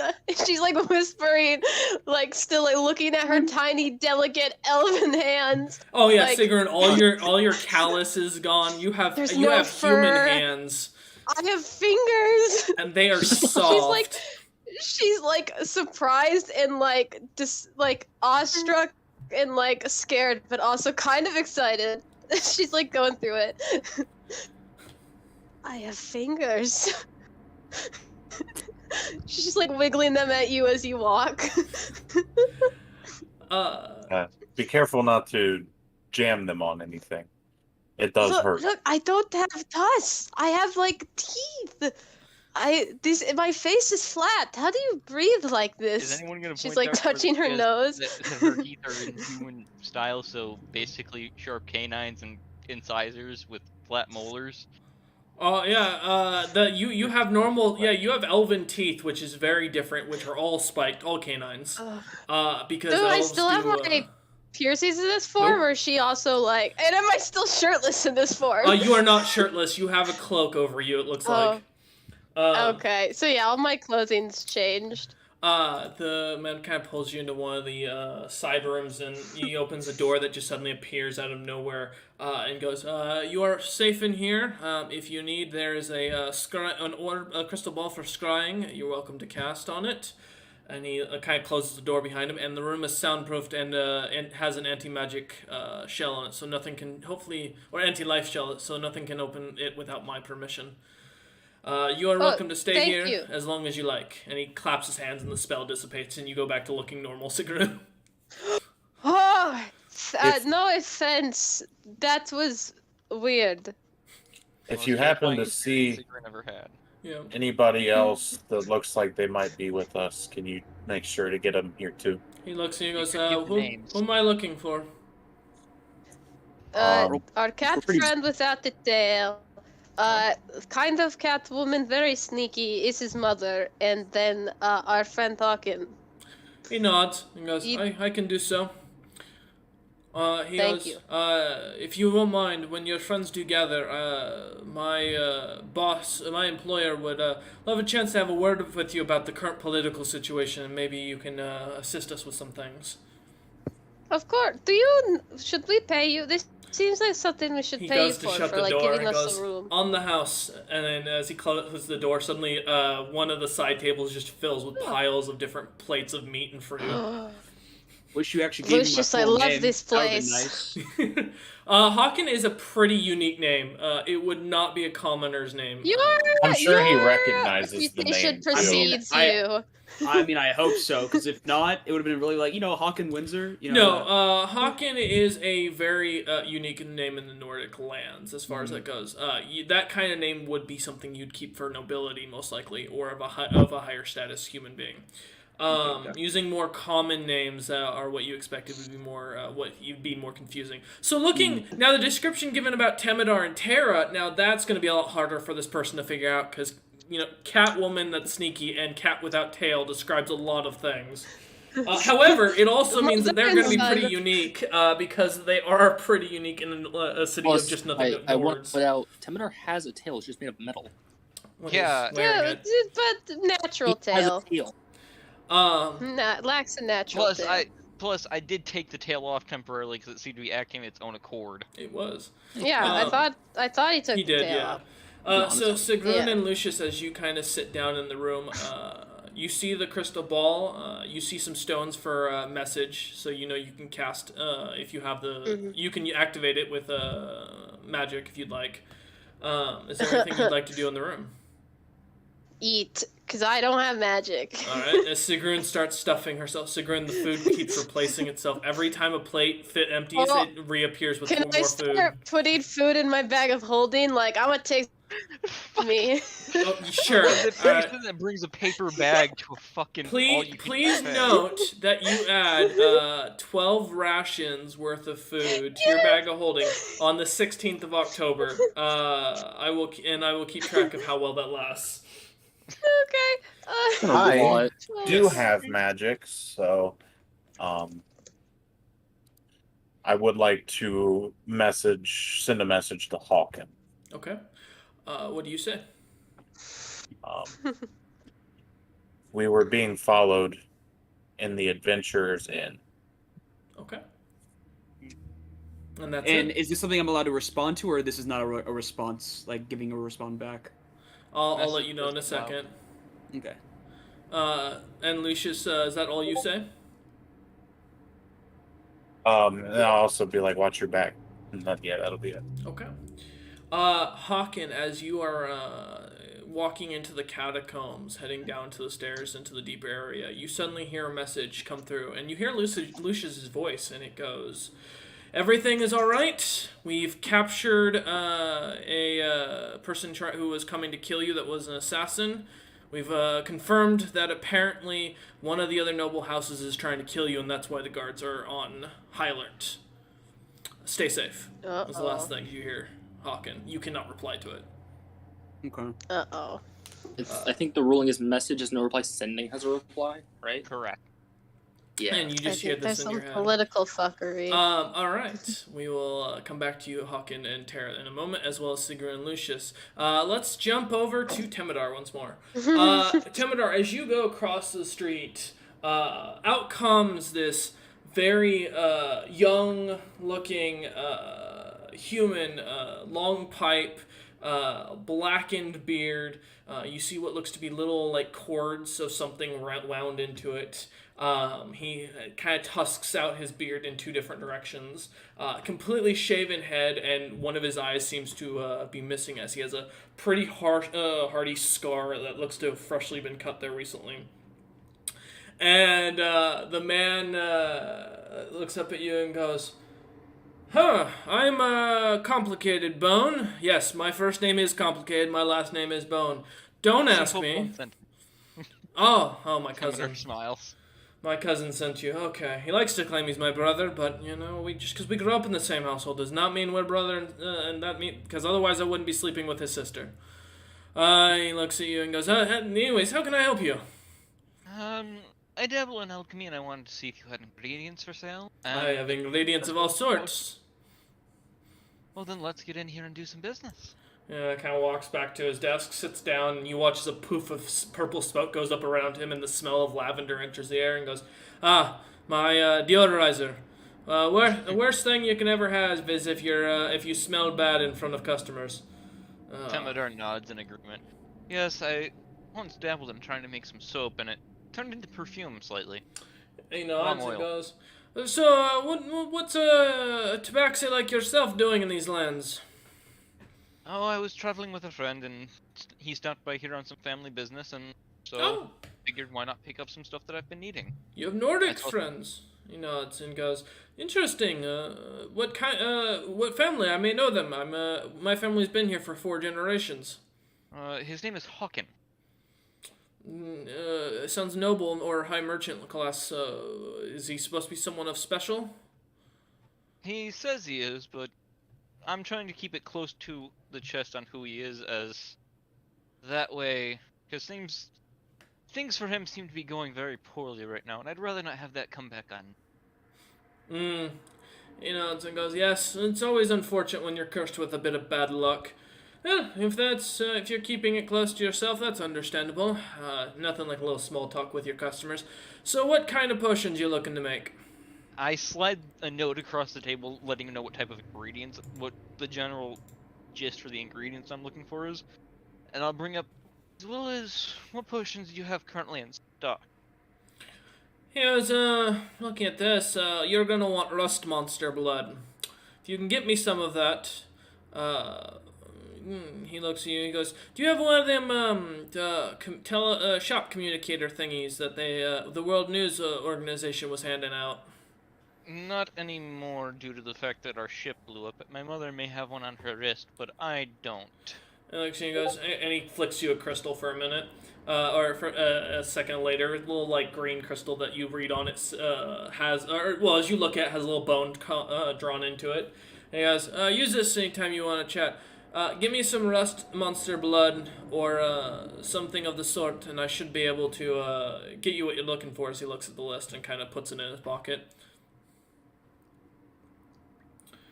And what else did you need? He goes, Oh, I'm looking to find, well, generally any type of potion I can get my hands on. Temidor will pull out the 2 that he currently has.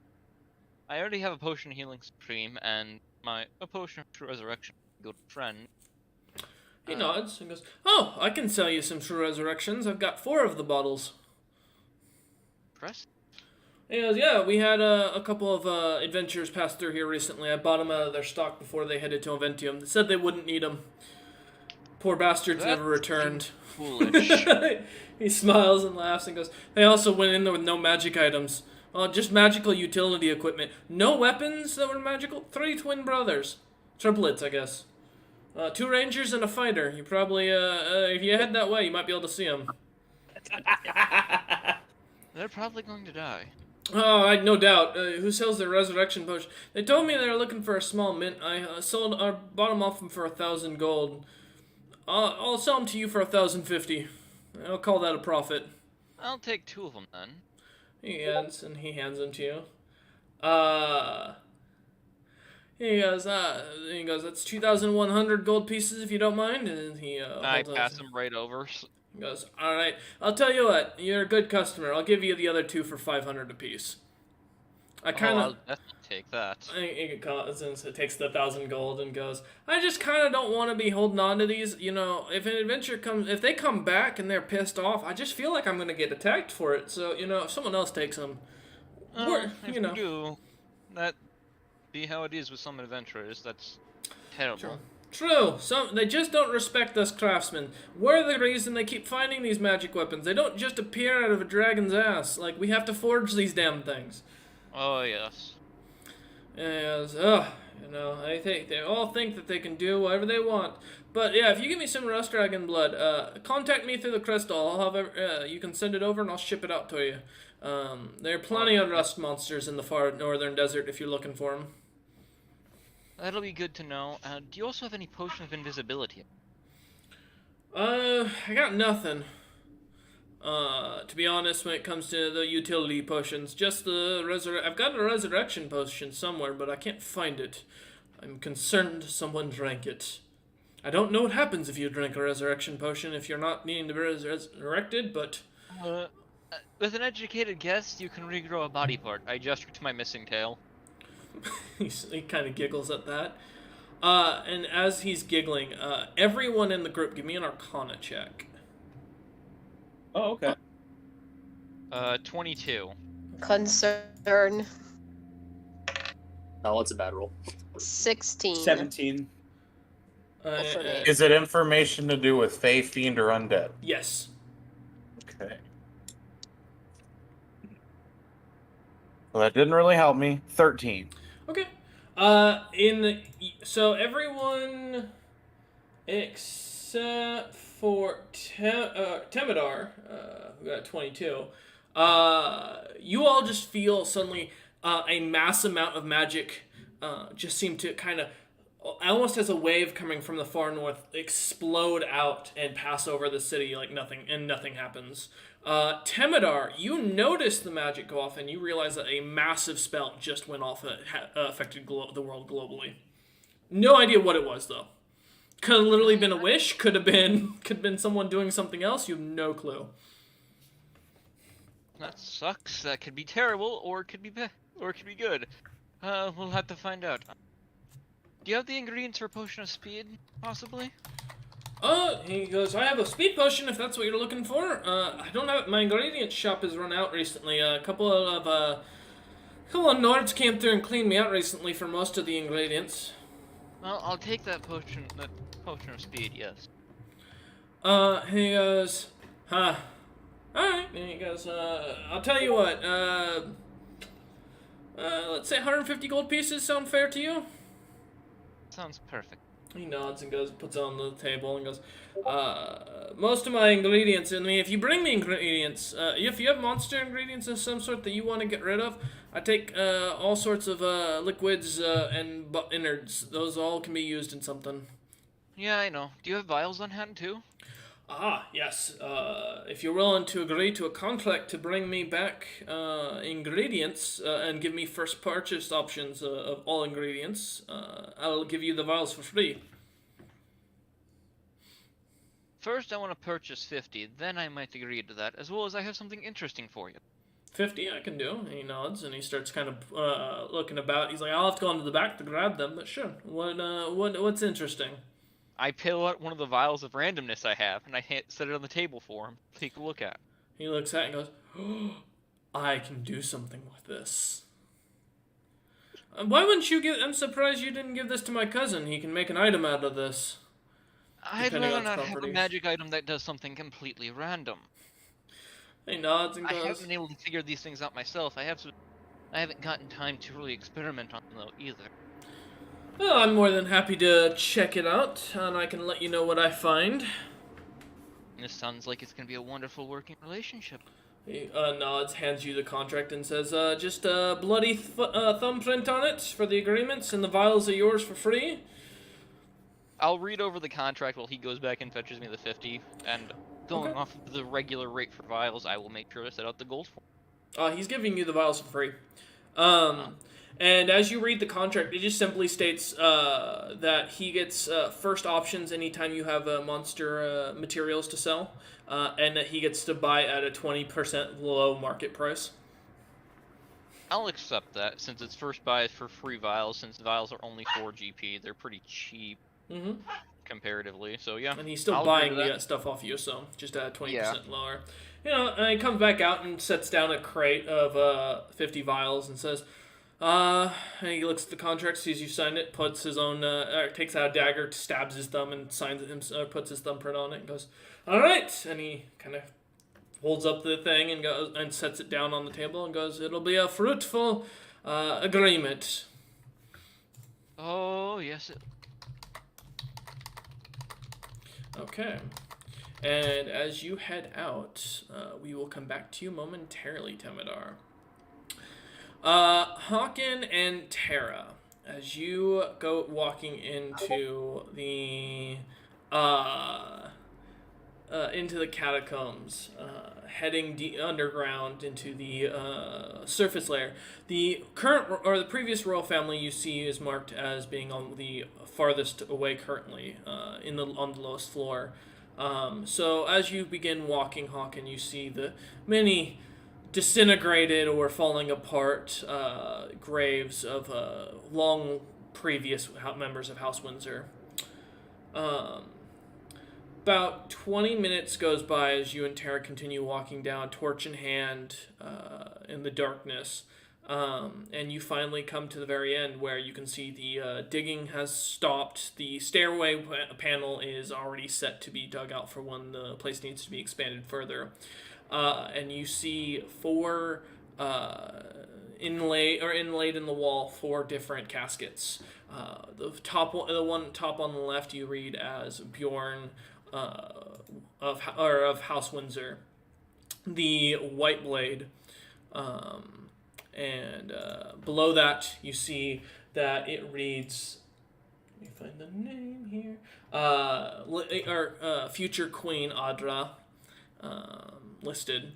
To the right, on the top, you see Hawken Firecrest of House Windsor, with a sealed casket as well. And then finally, on the bottom right, you see Hawken Jr. of House Windsor, with a casket with the name imprinted below it. So then, where's Mom? That is the question. You think she's in the one labeled with your name for some reason? I wanna. It's time for some grave robbing. I'm not gonna That's rob kind- this. that's kind of- Listen, I mean, okay, so I also had a son, right? Read your backstory. Let me double check my backstory. It's been a while.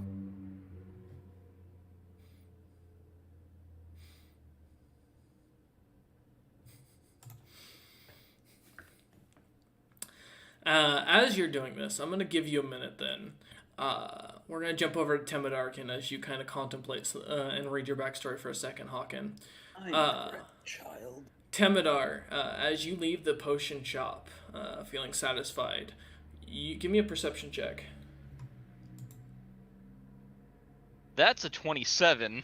That's a natural 20. You notice there are like 6 cloaked figures standing in the shadows, kind of watching you from further up the road in the easternly direction.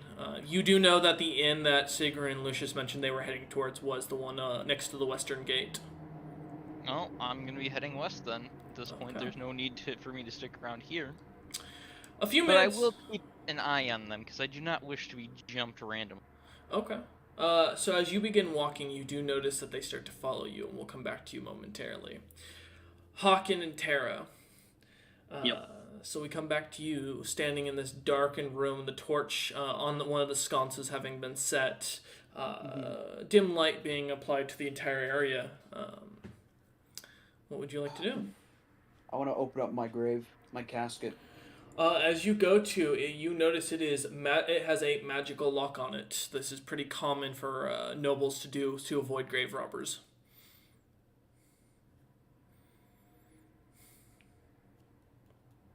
Is it possible to call upon my great ancestor, the one who was around? You can try. As I have the knock spell, it'll take 10 minutes. Yeah, if you want to work on that, I want to see if I It's can. gonna be really loud. It's gonna make a giant noise. You know what? Don't do it yet. I'm also kind of concerned to the reason why I have a dead son. You think Maybe she gave birth while I was away. Possible, but Stillborn. I want to see if my grand ancestor is still around. Okay. So what do you do? Blood. I'm gonna you know what, actually here's what I'm gonna do. So it's how long do I have until the king's gonna come find me? By the end of the evening, from what you understand. Alright, I have an hour. I'm gonna break attunement to the heavy crossbow, and I think it's time for me to don upon myself the cannon. Okay. Time to put that aside and use the weapon of House Windsor. Okay. As you dawn, that nothing happens. While holding, I'm gonna try to just call out to him. because hopefully he's out there somewhere. Because when I got the first time, he came around. So I wonder if just by, trying to get in contact with him, maybe, Okay. just maybe. What do you say? Grand Ancestor, please. I need insight. You were there with my father. I want to know if his fate is true. If he did die, how? And what was the true fate of my family? If it was truly disease in nature, or was it, nefarious, evil? Because the person who's on that throne cannot be my brother. I do not have a brother. I feel like you would help me, or at least know. Nothing seems to happen. That's my best shot. Hold on, let me see if I have anything.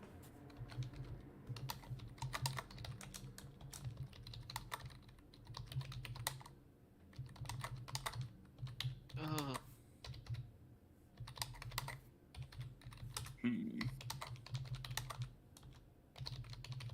So, would I know how would one open a magical lock on one's own grave? Or, so what is the procedure? Who has the key? That'd be the head of the house, most likely. So your fake brother. Yeah. My air quote brother.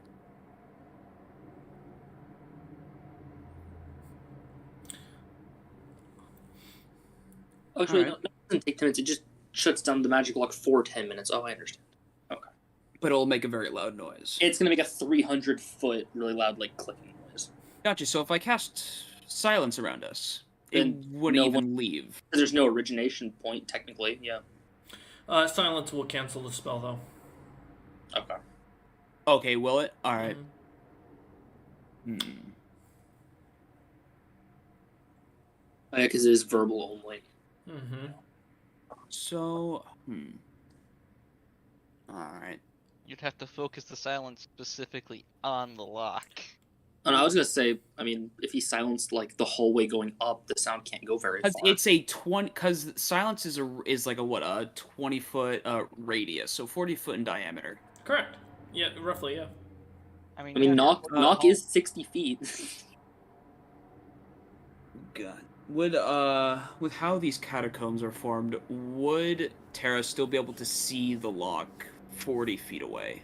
Well, actually, it'll be centered in 20 that area, so around lock. 20 feet away. Would she still be able to see the lock? Yeah, it's just basically different levels going down, descending into single rooms, unless there's extended family, in which those go off to different hallways to the right or left, depending on the level.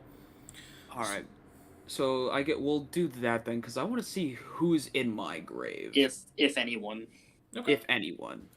So you're gonna cast the spell on the lock, and then Hawkins gonna do. He's going to put the silence on it. I'm going to get outside of the silence bubble because I can do it at a range. Okay. And I can just say knock, and theoretically the sound shouldn't go anywhere. because the spell stops sound. Yeah.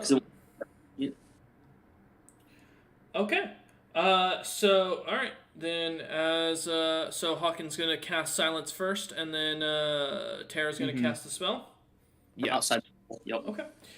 So as you cast the silent, you see the slightly purplish barrier kind of envelop the entirety of that room and into the walls a little bit as you stand up on the stairways between the two different levels. And as Tara casts the spell, nothing happens. And then that's when Hawken realizes no sound can be created within or pass through a 20-foot radius.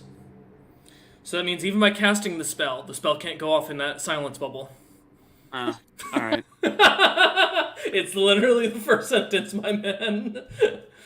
Okay, well, so I thought we couldn't be inside. No, I if thought you read, the it says, for the activation- duration, no sound can be created within or pass through a 20-foot radius sphere centered on the point you choose. So no sound can penetrate the silent spell. So even by casting outside of it, you can't penetrate the thing. You can't say anything inside of it, you can't say anything outside of it, and it go into the area. Okay. Yeah. Oh, well. Sucks to suck, I guess. It was a good, guess. it was a smart idea, just you gotta read your spells. Great taste, poor execution. Yeah, I thought like it would still work. It was Mhm. just the sound wouldn't You're good. leave. Yep. Yeah. Now, if you had cast Okay. that, and then, like, for example, if Terra used, let's say, the Earthquake spell on the floor, like, around you, if you cast Silent on a specific portion, yeah, the spell would still go off and affect that, you just wouldn't hear the crumbling of ground and such in that And Silent spell. wouldn't that be wild? A rogue with 8th level magic. Yeah. But that's an example, like, of how Silent would work to your benefit for the way you're thinking. It would have to be based on a spell cast out of the area, and then just the outside effects of it, so... Yeah, like Fireball, you can have it land in the area. Okay. No one would hear anyone screaming as they burn. If you cast Silent in an area and shot a fireball at it, you would not hear the fireball voop and hit the ground and explode inside the Silent bubble. Okay. But yeah, otherwise, in this case, yeah, that wouldn't work. So as the spell doesn't go off, you lot kind of are left standing there as the silence eventually stops.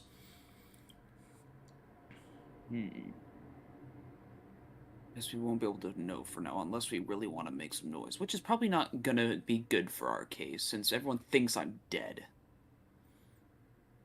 As you say that, you suddenly hear the creaking and smacking of a stick on ground.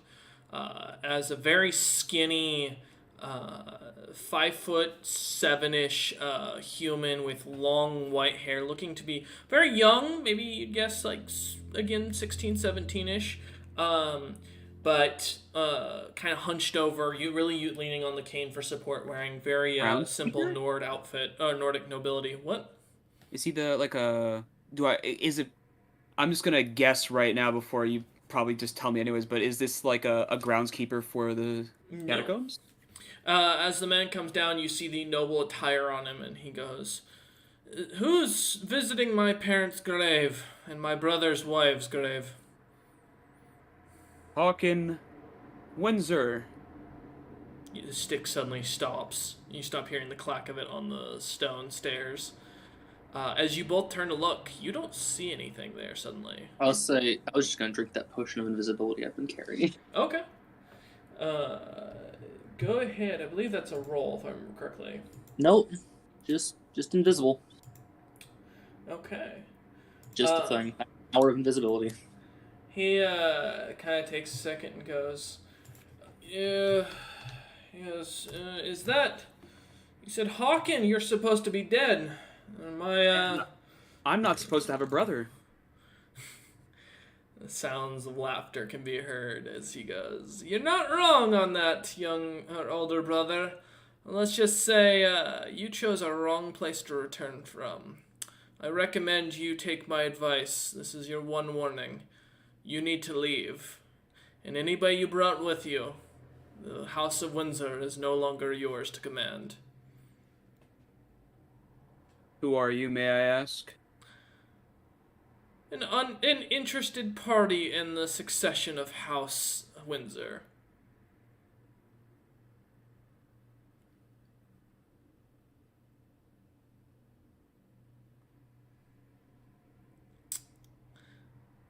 The silence continues to Can echo. I just casually stealth now that I'm technically invisible? Yeah, go ahead. Awesome. You Who is in my advantage, too. grave? You Where are- is my mother? Oh, it's a 32. As he hears this, he goes, "So many questions, dear brother. Maybe instead you should leave this city before you get hurt. I'd hate to cut down your friend, the tailless Tabaxi. As we speak right now, even our personal army is following them."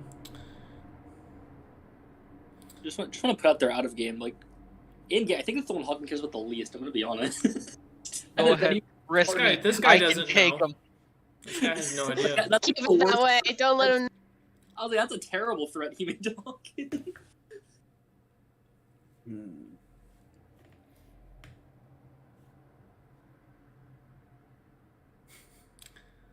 Silence Why don't you continues. show yourself then, if you're so powerful? I'd Ah. like to know who's taking my throne. Suddenly, almost out of the pure darkness, a face appears, very pale white, and it looks identical to your father's the last time you saw him. And it just seems to appear out of the darkness, not with no body attached. and it begins to speak almost in a strange masked-like mimicry, and goes, "Wouldn't you like to know who I am? Lord Hawken, master assassin, killer of princes and kings alike. Blamed for every genocide from here to Timbuktu. Ah, you're quite the notable." Timbuktu? Where's Timbuktu I was thinking the exactly on the same map? "Your intelligence truly befits you," as he stops for a moment. "Leaving your father here alone, your soon-to-be child and heir that you didn't even know you had. Don't worry, the child wasn't yours.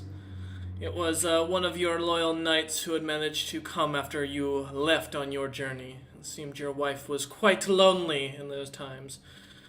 Some would say she was even so interested in to give it away for silver coins on the public streets." As the face of your father, this like mask of your father, seems to suddenly start to frown, and almost a joy and sadness kind of mimicry of masks. "Poor young Hawken could never catch a break, stuck with a god that he didn't want. Idiots for party members, and blamed for every disaster he comes across. Ah, what a great ruler you would have made to deal with. Please tell me what your plans were for the socioeconomics of a plague-filled land. How you plan to fix the situation. How you plan to help the commoners who were starving on bread and on the basis of rebellion during your father's rule. Or better yet, what about the royal line you failed as one of their protectors? You left them to die. Bolton Citadel fell. How would you be any better than some imposter on the throne without the notoriety? You saw the people. They are happy. They are fed. Even the soldiers betray you." What'd you say? I saw the soldiers shaking in fear when they saw me. Why is that? And You're responsible for wiping out an entire continent of humans. Most people assume you've gone bloodthirsty as a battle junkie just out here to wipe out nation after nation. Most humans, most Nords, without even my provocation, I never even stated anything against you. I just stated that you passed away for your own benefit. But when word got out that you were responsible for the entire genocide of the Isle of Man, well, the people started to fear the reputation you had, and that you would turn into some dark, undead knight come here to destroy us all, and eventually seek revenge on all of us. Who was I but a man who just came in and took the role to make sure your people were better seen for? It was an unfortunate of your wife, I do apologize, and your dear mother. I had not intended to kill them outright, but it unfortunately was required when they started asking questions. you're behind the plague, are you? In No, Bolton?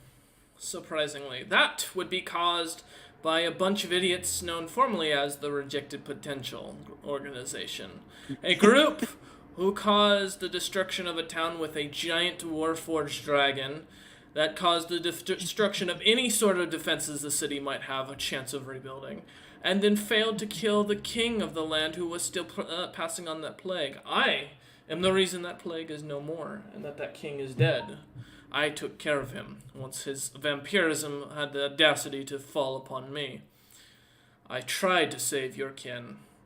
I really did. I did not intend for them to die to that disgusting illness. My plans was to have them martyred properly, to die defending your name to the end. But I am sorry to say that they passed too quickly. Hawken will just start walking out.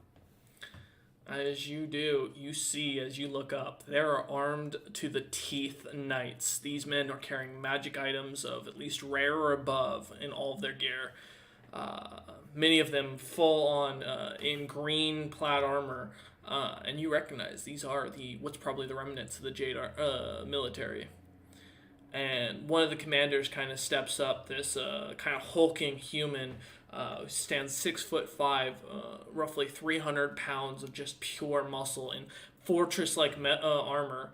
And he goes, "We've been informed to take the one known as Firecrest and escort him outside of the city's territories. Do you consent?" Of course, and I'd rather you not treat me like a stranger. You are banished, and your name is dead. Do not try and act as if you are important anymore to us. And he turns and snaps his fingers. The guards kind of raise their pikes and fall in line, and he goes, "Your friends are staying at an inn, from what we understand. You have within the day to leave this territory and never return. This is the kindness your brother offers you," as he starts marching you down through the streets with Terra nowhere to be seen. Terra, where are you at? Where do you go as you watch Hawken head up the stairs and be escorted out? As Hawken heads up, still invisible. Is the one claiming his brother still there, or You don't see any. Yeah, the face dissipated as Hawken started just walking up the stairs. Nothing's there that you can see. Yeah, as she walks out, just following, still invisible and stealthed. Okay. She'll just quietly be like, because he probably knows she's there. It's not like she's not doing anything. She'll just be like, "Well, aren't you an odd one?" And she'll just walk away. Okay. As you're escorted out, we'll come back to you in a moment, Hawken and Terra. Lucius and Sigrun. About an hour goes by, and suddenly a knock on the door comes, as you can hear Kelris on the other side, whispering to someone. I stopped shoving food in my bag. Can I Kelris, hear what he is saying? give me a perception check. That is You think a it's our 19. 19. You hear Temidar's voice, and you hear the man explaining that no, you cannot turn the guards into potions material. Well, Timidar's cat sounds number very one's here. grumpy about this because he hates being stalked. The mountain elf opens the door, and you see Sigrun as she's still holding the bag, food in her hand, just kind of looking over at you as Lucius kind of is watching as if expecting you to come into the room. Slowly pushing a whole turkey in. At this, finally in a safe place, Timidar's gonna open up that nice little vial he got from his good friend Somalis and read the note. Alright, Kelris kind of closes the door and turns and walks off, not really paying attention. As you read the note, it states that the Lord of House Windsor is an undead lich that is planning a conquest of the entirety of the Nordic lands to revitalize the human species. Well, that doesn't sound so bad. Oh, so he's the opposite of the guy who killed all the humans on the Isle of Man. I Too think bad that- I'm gonna kill him. yeah, good luck with that. Alright. Temidar is gonna sigh, but he's gonna rub his forehead. Alright, well, that's kind of fucked Turkey up. leg? Offers No. it. Also, it seems like we're all getting tailed here. We may want to leave sooner, but I'd rather not leave before I'm armed up. No, I would need to like to wait get for the the rest. items. Yes. And then the others. We have other people we need. My mother can get out of here very quickly on her own and meet back up with us. Worried about Terra. I'm worried Hawken- about the man Hawken I'm whose worried family conveniently died. Yes. Oh, it was no convenience. But my guess at this point, given that there's a lich that's trying to revitalize the human race that's taken place as head of Windsor, probably killed. Oh, he's not nobility anymore? He had his throne taken by a lich. Oh, he really does have bad luck, doesn't he? A few more minutes goes Worse, a by, good friend tells me. and you hear another knock at the door. And you hear Kelris once again speaking. Okay. My passive is 17. Do I hear that it's friend? You or hear foe? Kelris talking to Hawken, explaining to Hawken the current political situation, that that someone came into the city a few months back with nothing but a black cart and a very strange looking green horse that looked a little more bulkier than would be normal. And you hear that this person arrived at the capital or the castle itself and then never left. That's what you get Hawken as the man kind of explains it after the Jade police have left and kind of left you here. And Kellerus kind of explains to you, Hawkins, in front of the door, stating the fact that the place is now burned, that you will have to find a new location to hide out, either within the city or to head to the capital to find out the truth. As he kind of opens the door and kind of ushers you in, and then kind of turns back to the end of the hallway, looks over at where Tara's standing, still completely invisible in stealth, and goes, I know you're invisible in stealth and it worked on the guards. I'm going to be honest, I can still kind of hear you. So, can your boss meet us here tonight? I know we're in kind of a crunch. Kellerus looks over at you lot, waiting for Tara to invisible and unstealth, kind of still staring. Yeah. As you come, he goes, alright, want to make sure you weren't trying to kill me. That would be the third time today. He kind of ushers you in and closes the door behind him, and he looks at all of you and goes, well, my boss can be here by the end of the night, but he looks over at Temidar and sees the bottle on the table and says, looks like he's already gotten in contact with you. Ah, my friend Somalis then is your boss, and I pass the note over to Hawken. I'm sorry, man. Honestly.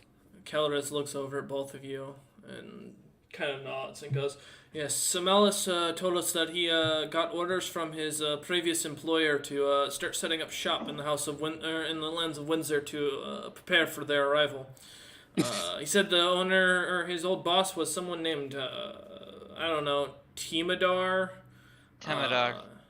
No, I'm pretty sure it was Temidar. I was an asshole to him then, and he was trying to get back at me, yes.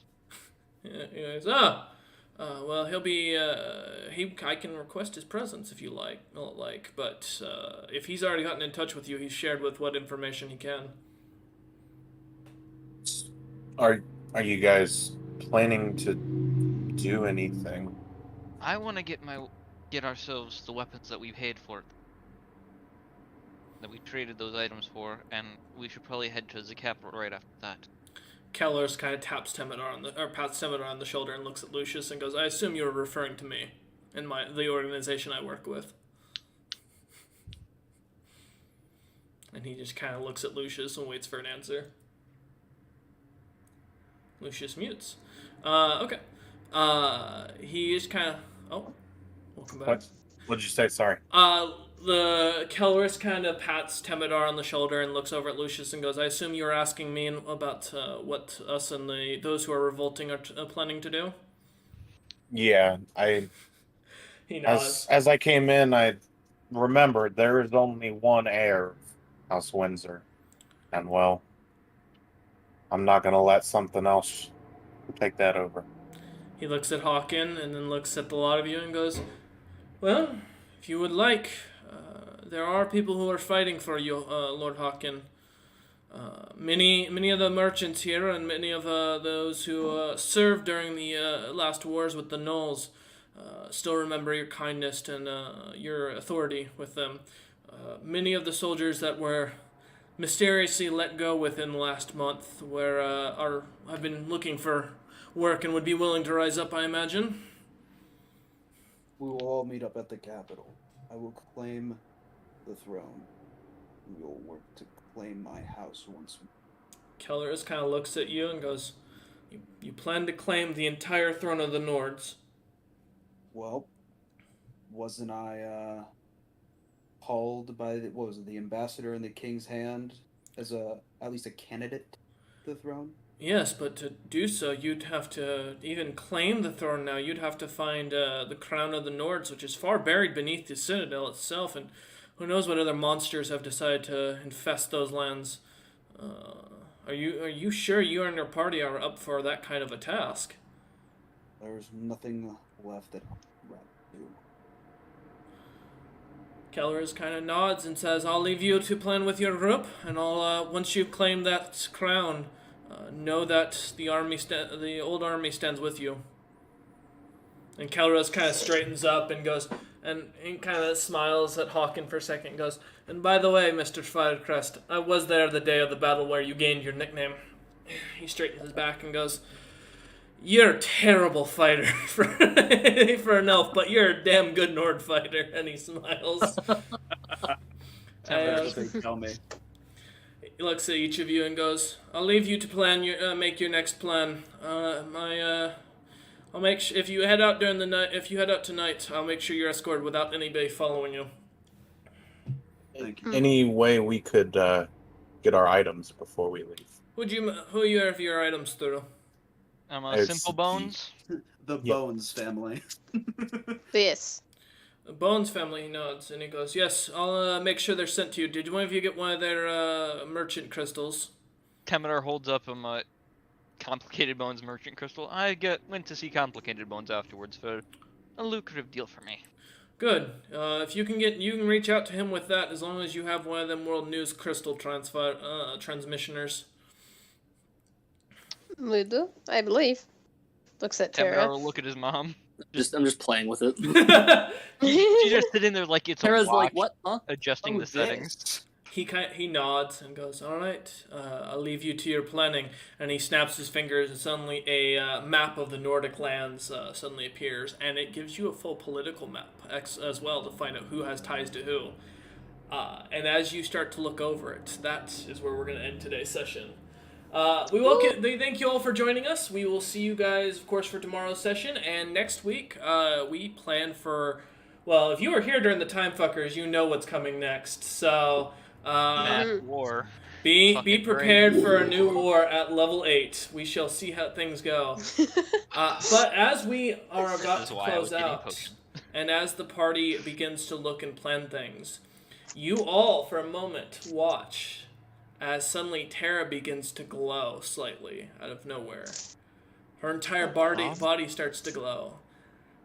And then, as if light strikes Tara, you start to see Tara. You look down and you see your pieces of you are disintegrating off your body into little light orbs onto the ground, and you can feel a strange warmth.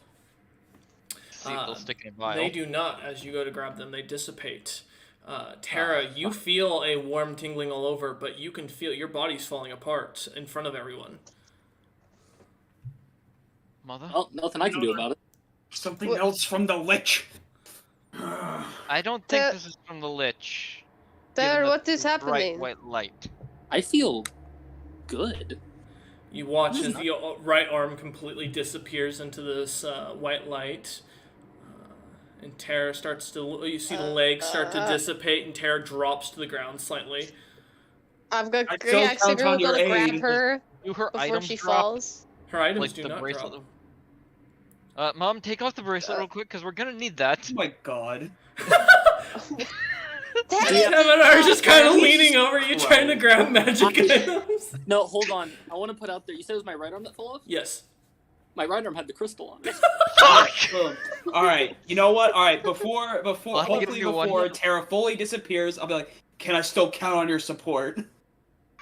If I live, but very importantly, DM, I unhook the pouch with the drugs in it. I'm gonna leave that on the floor. Alright, as I the scoop mouth up the falls, you watch as Tara, just nothing but a head left, kind of hits the ground, all the rest turn into this white light and dissipating for a lift her head up. moment. Okay. Temidor will scoop her head up gently. I was already Oh, no. grabbing her, but okay.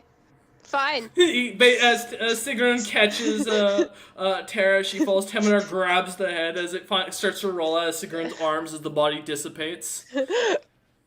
No, Tara, we need you. You're our leader.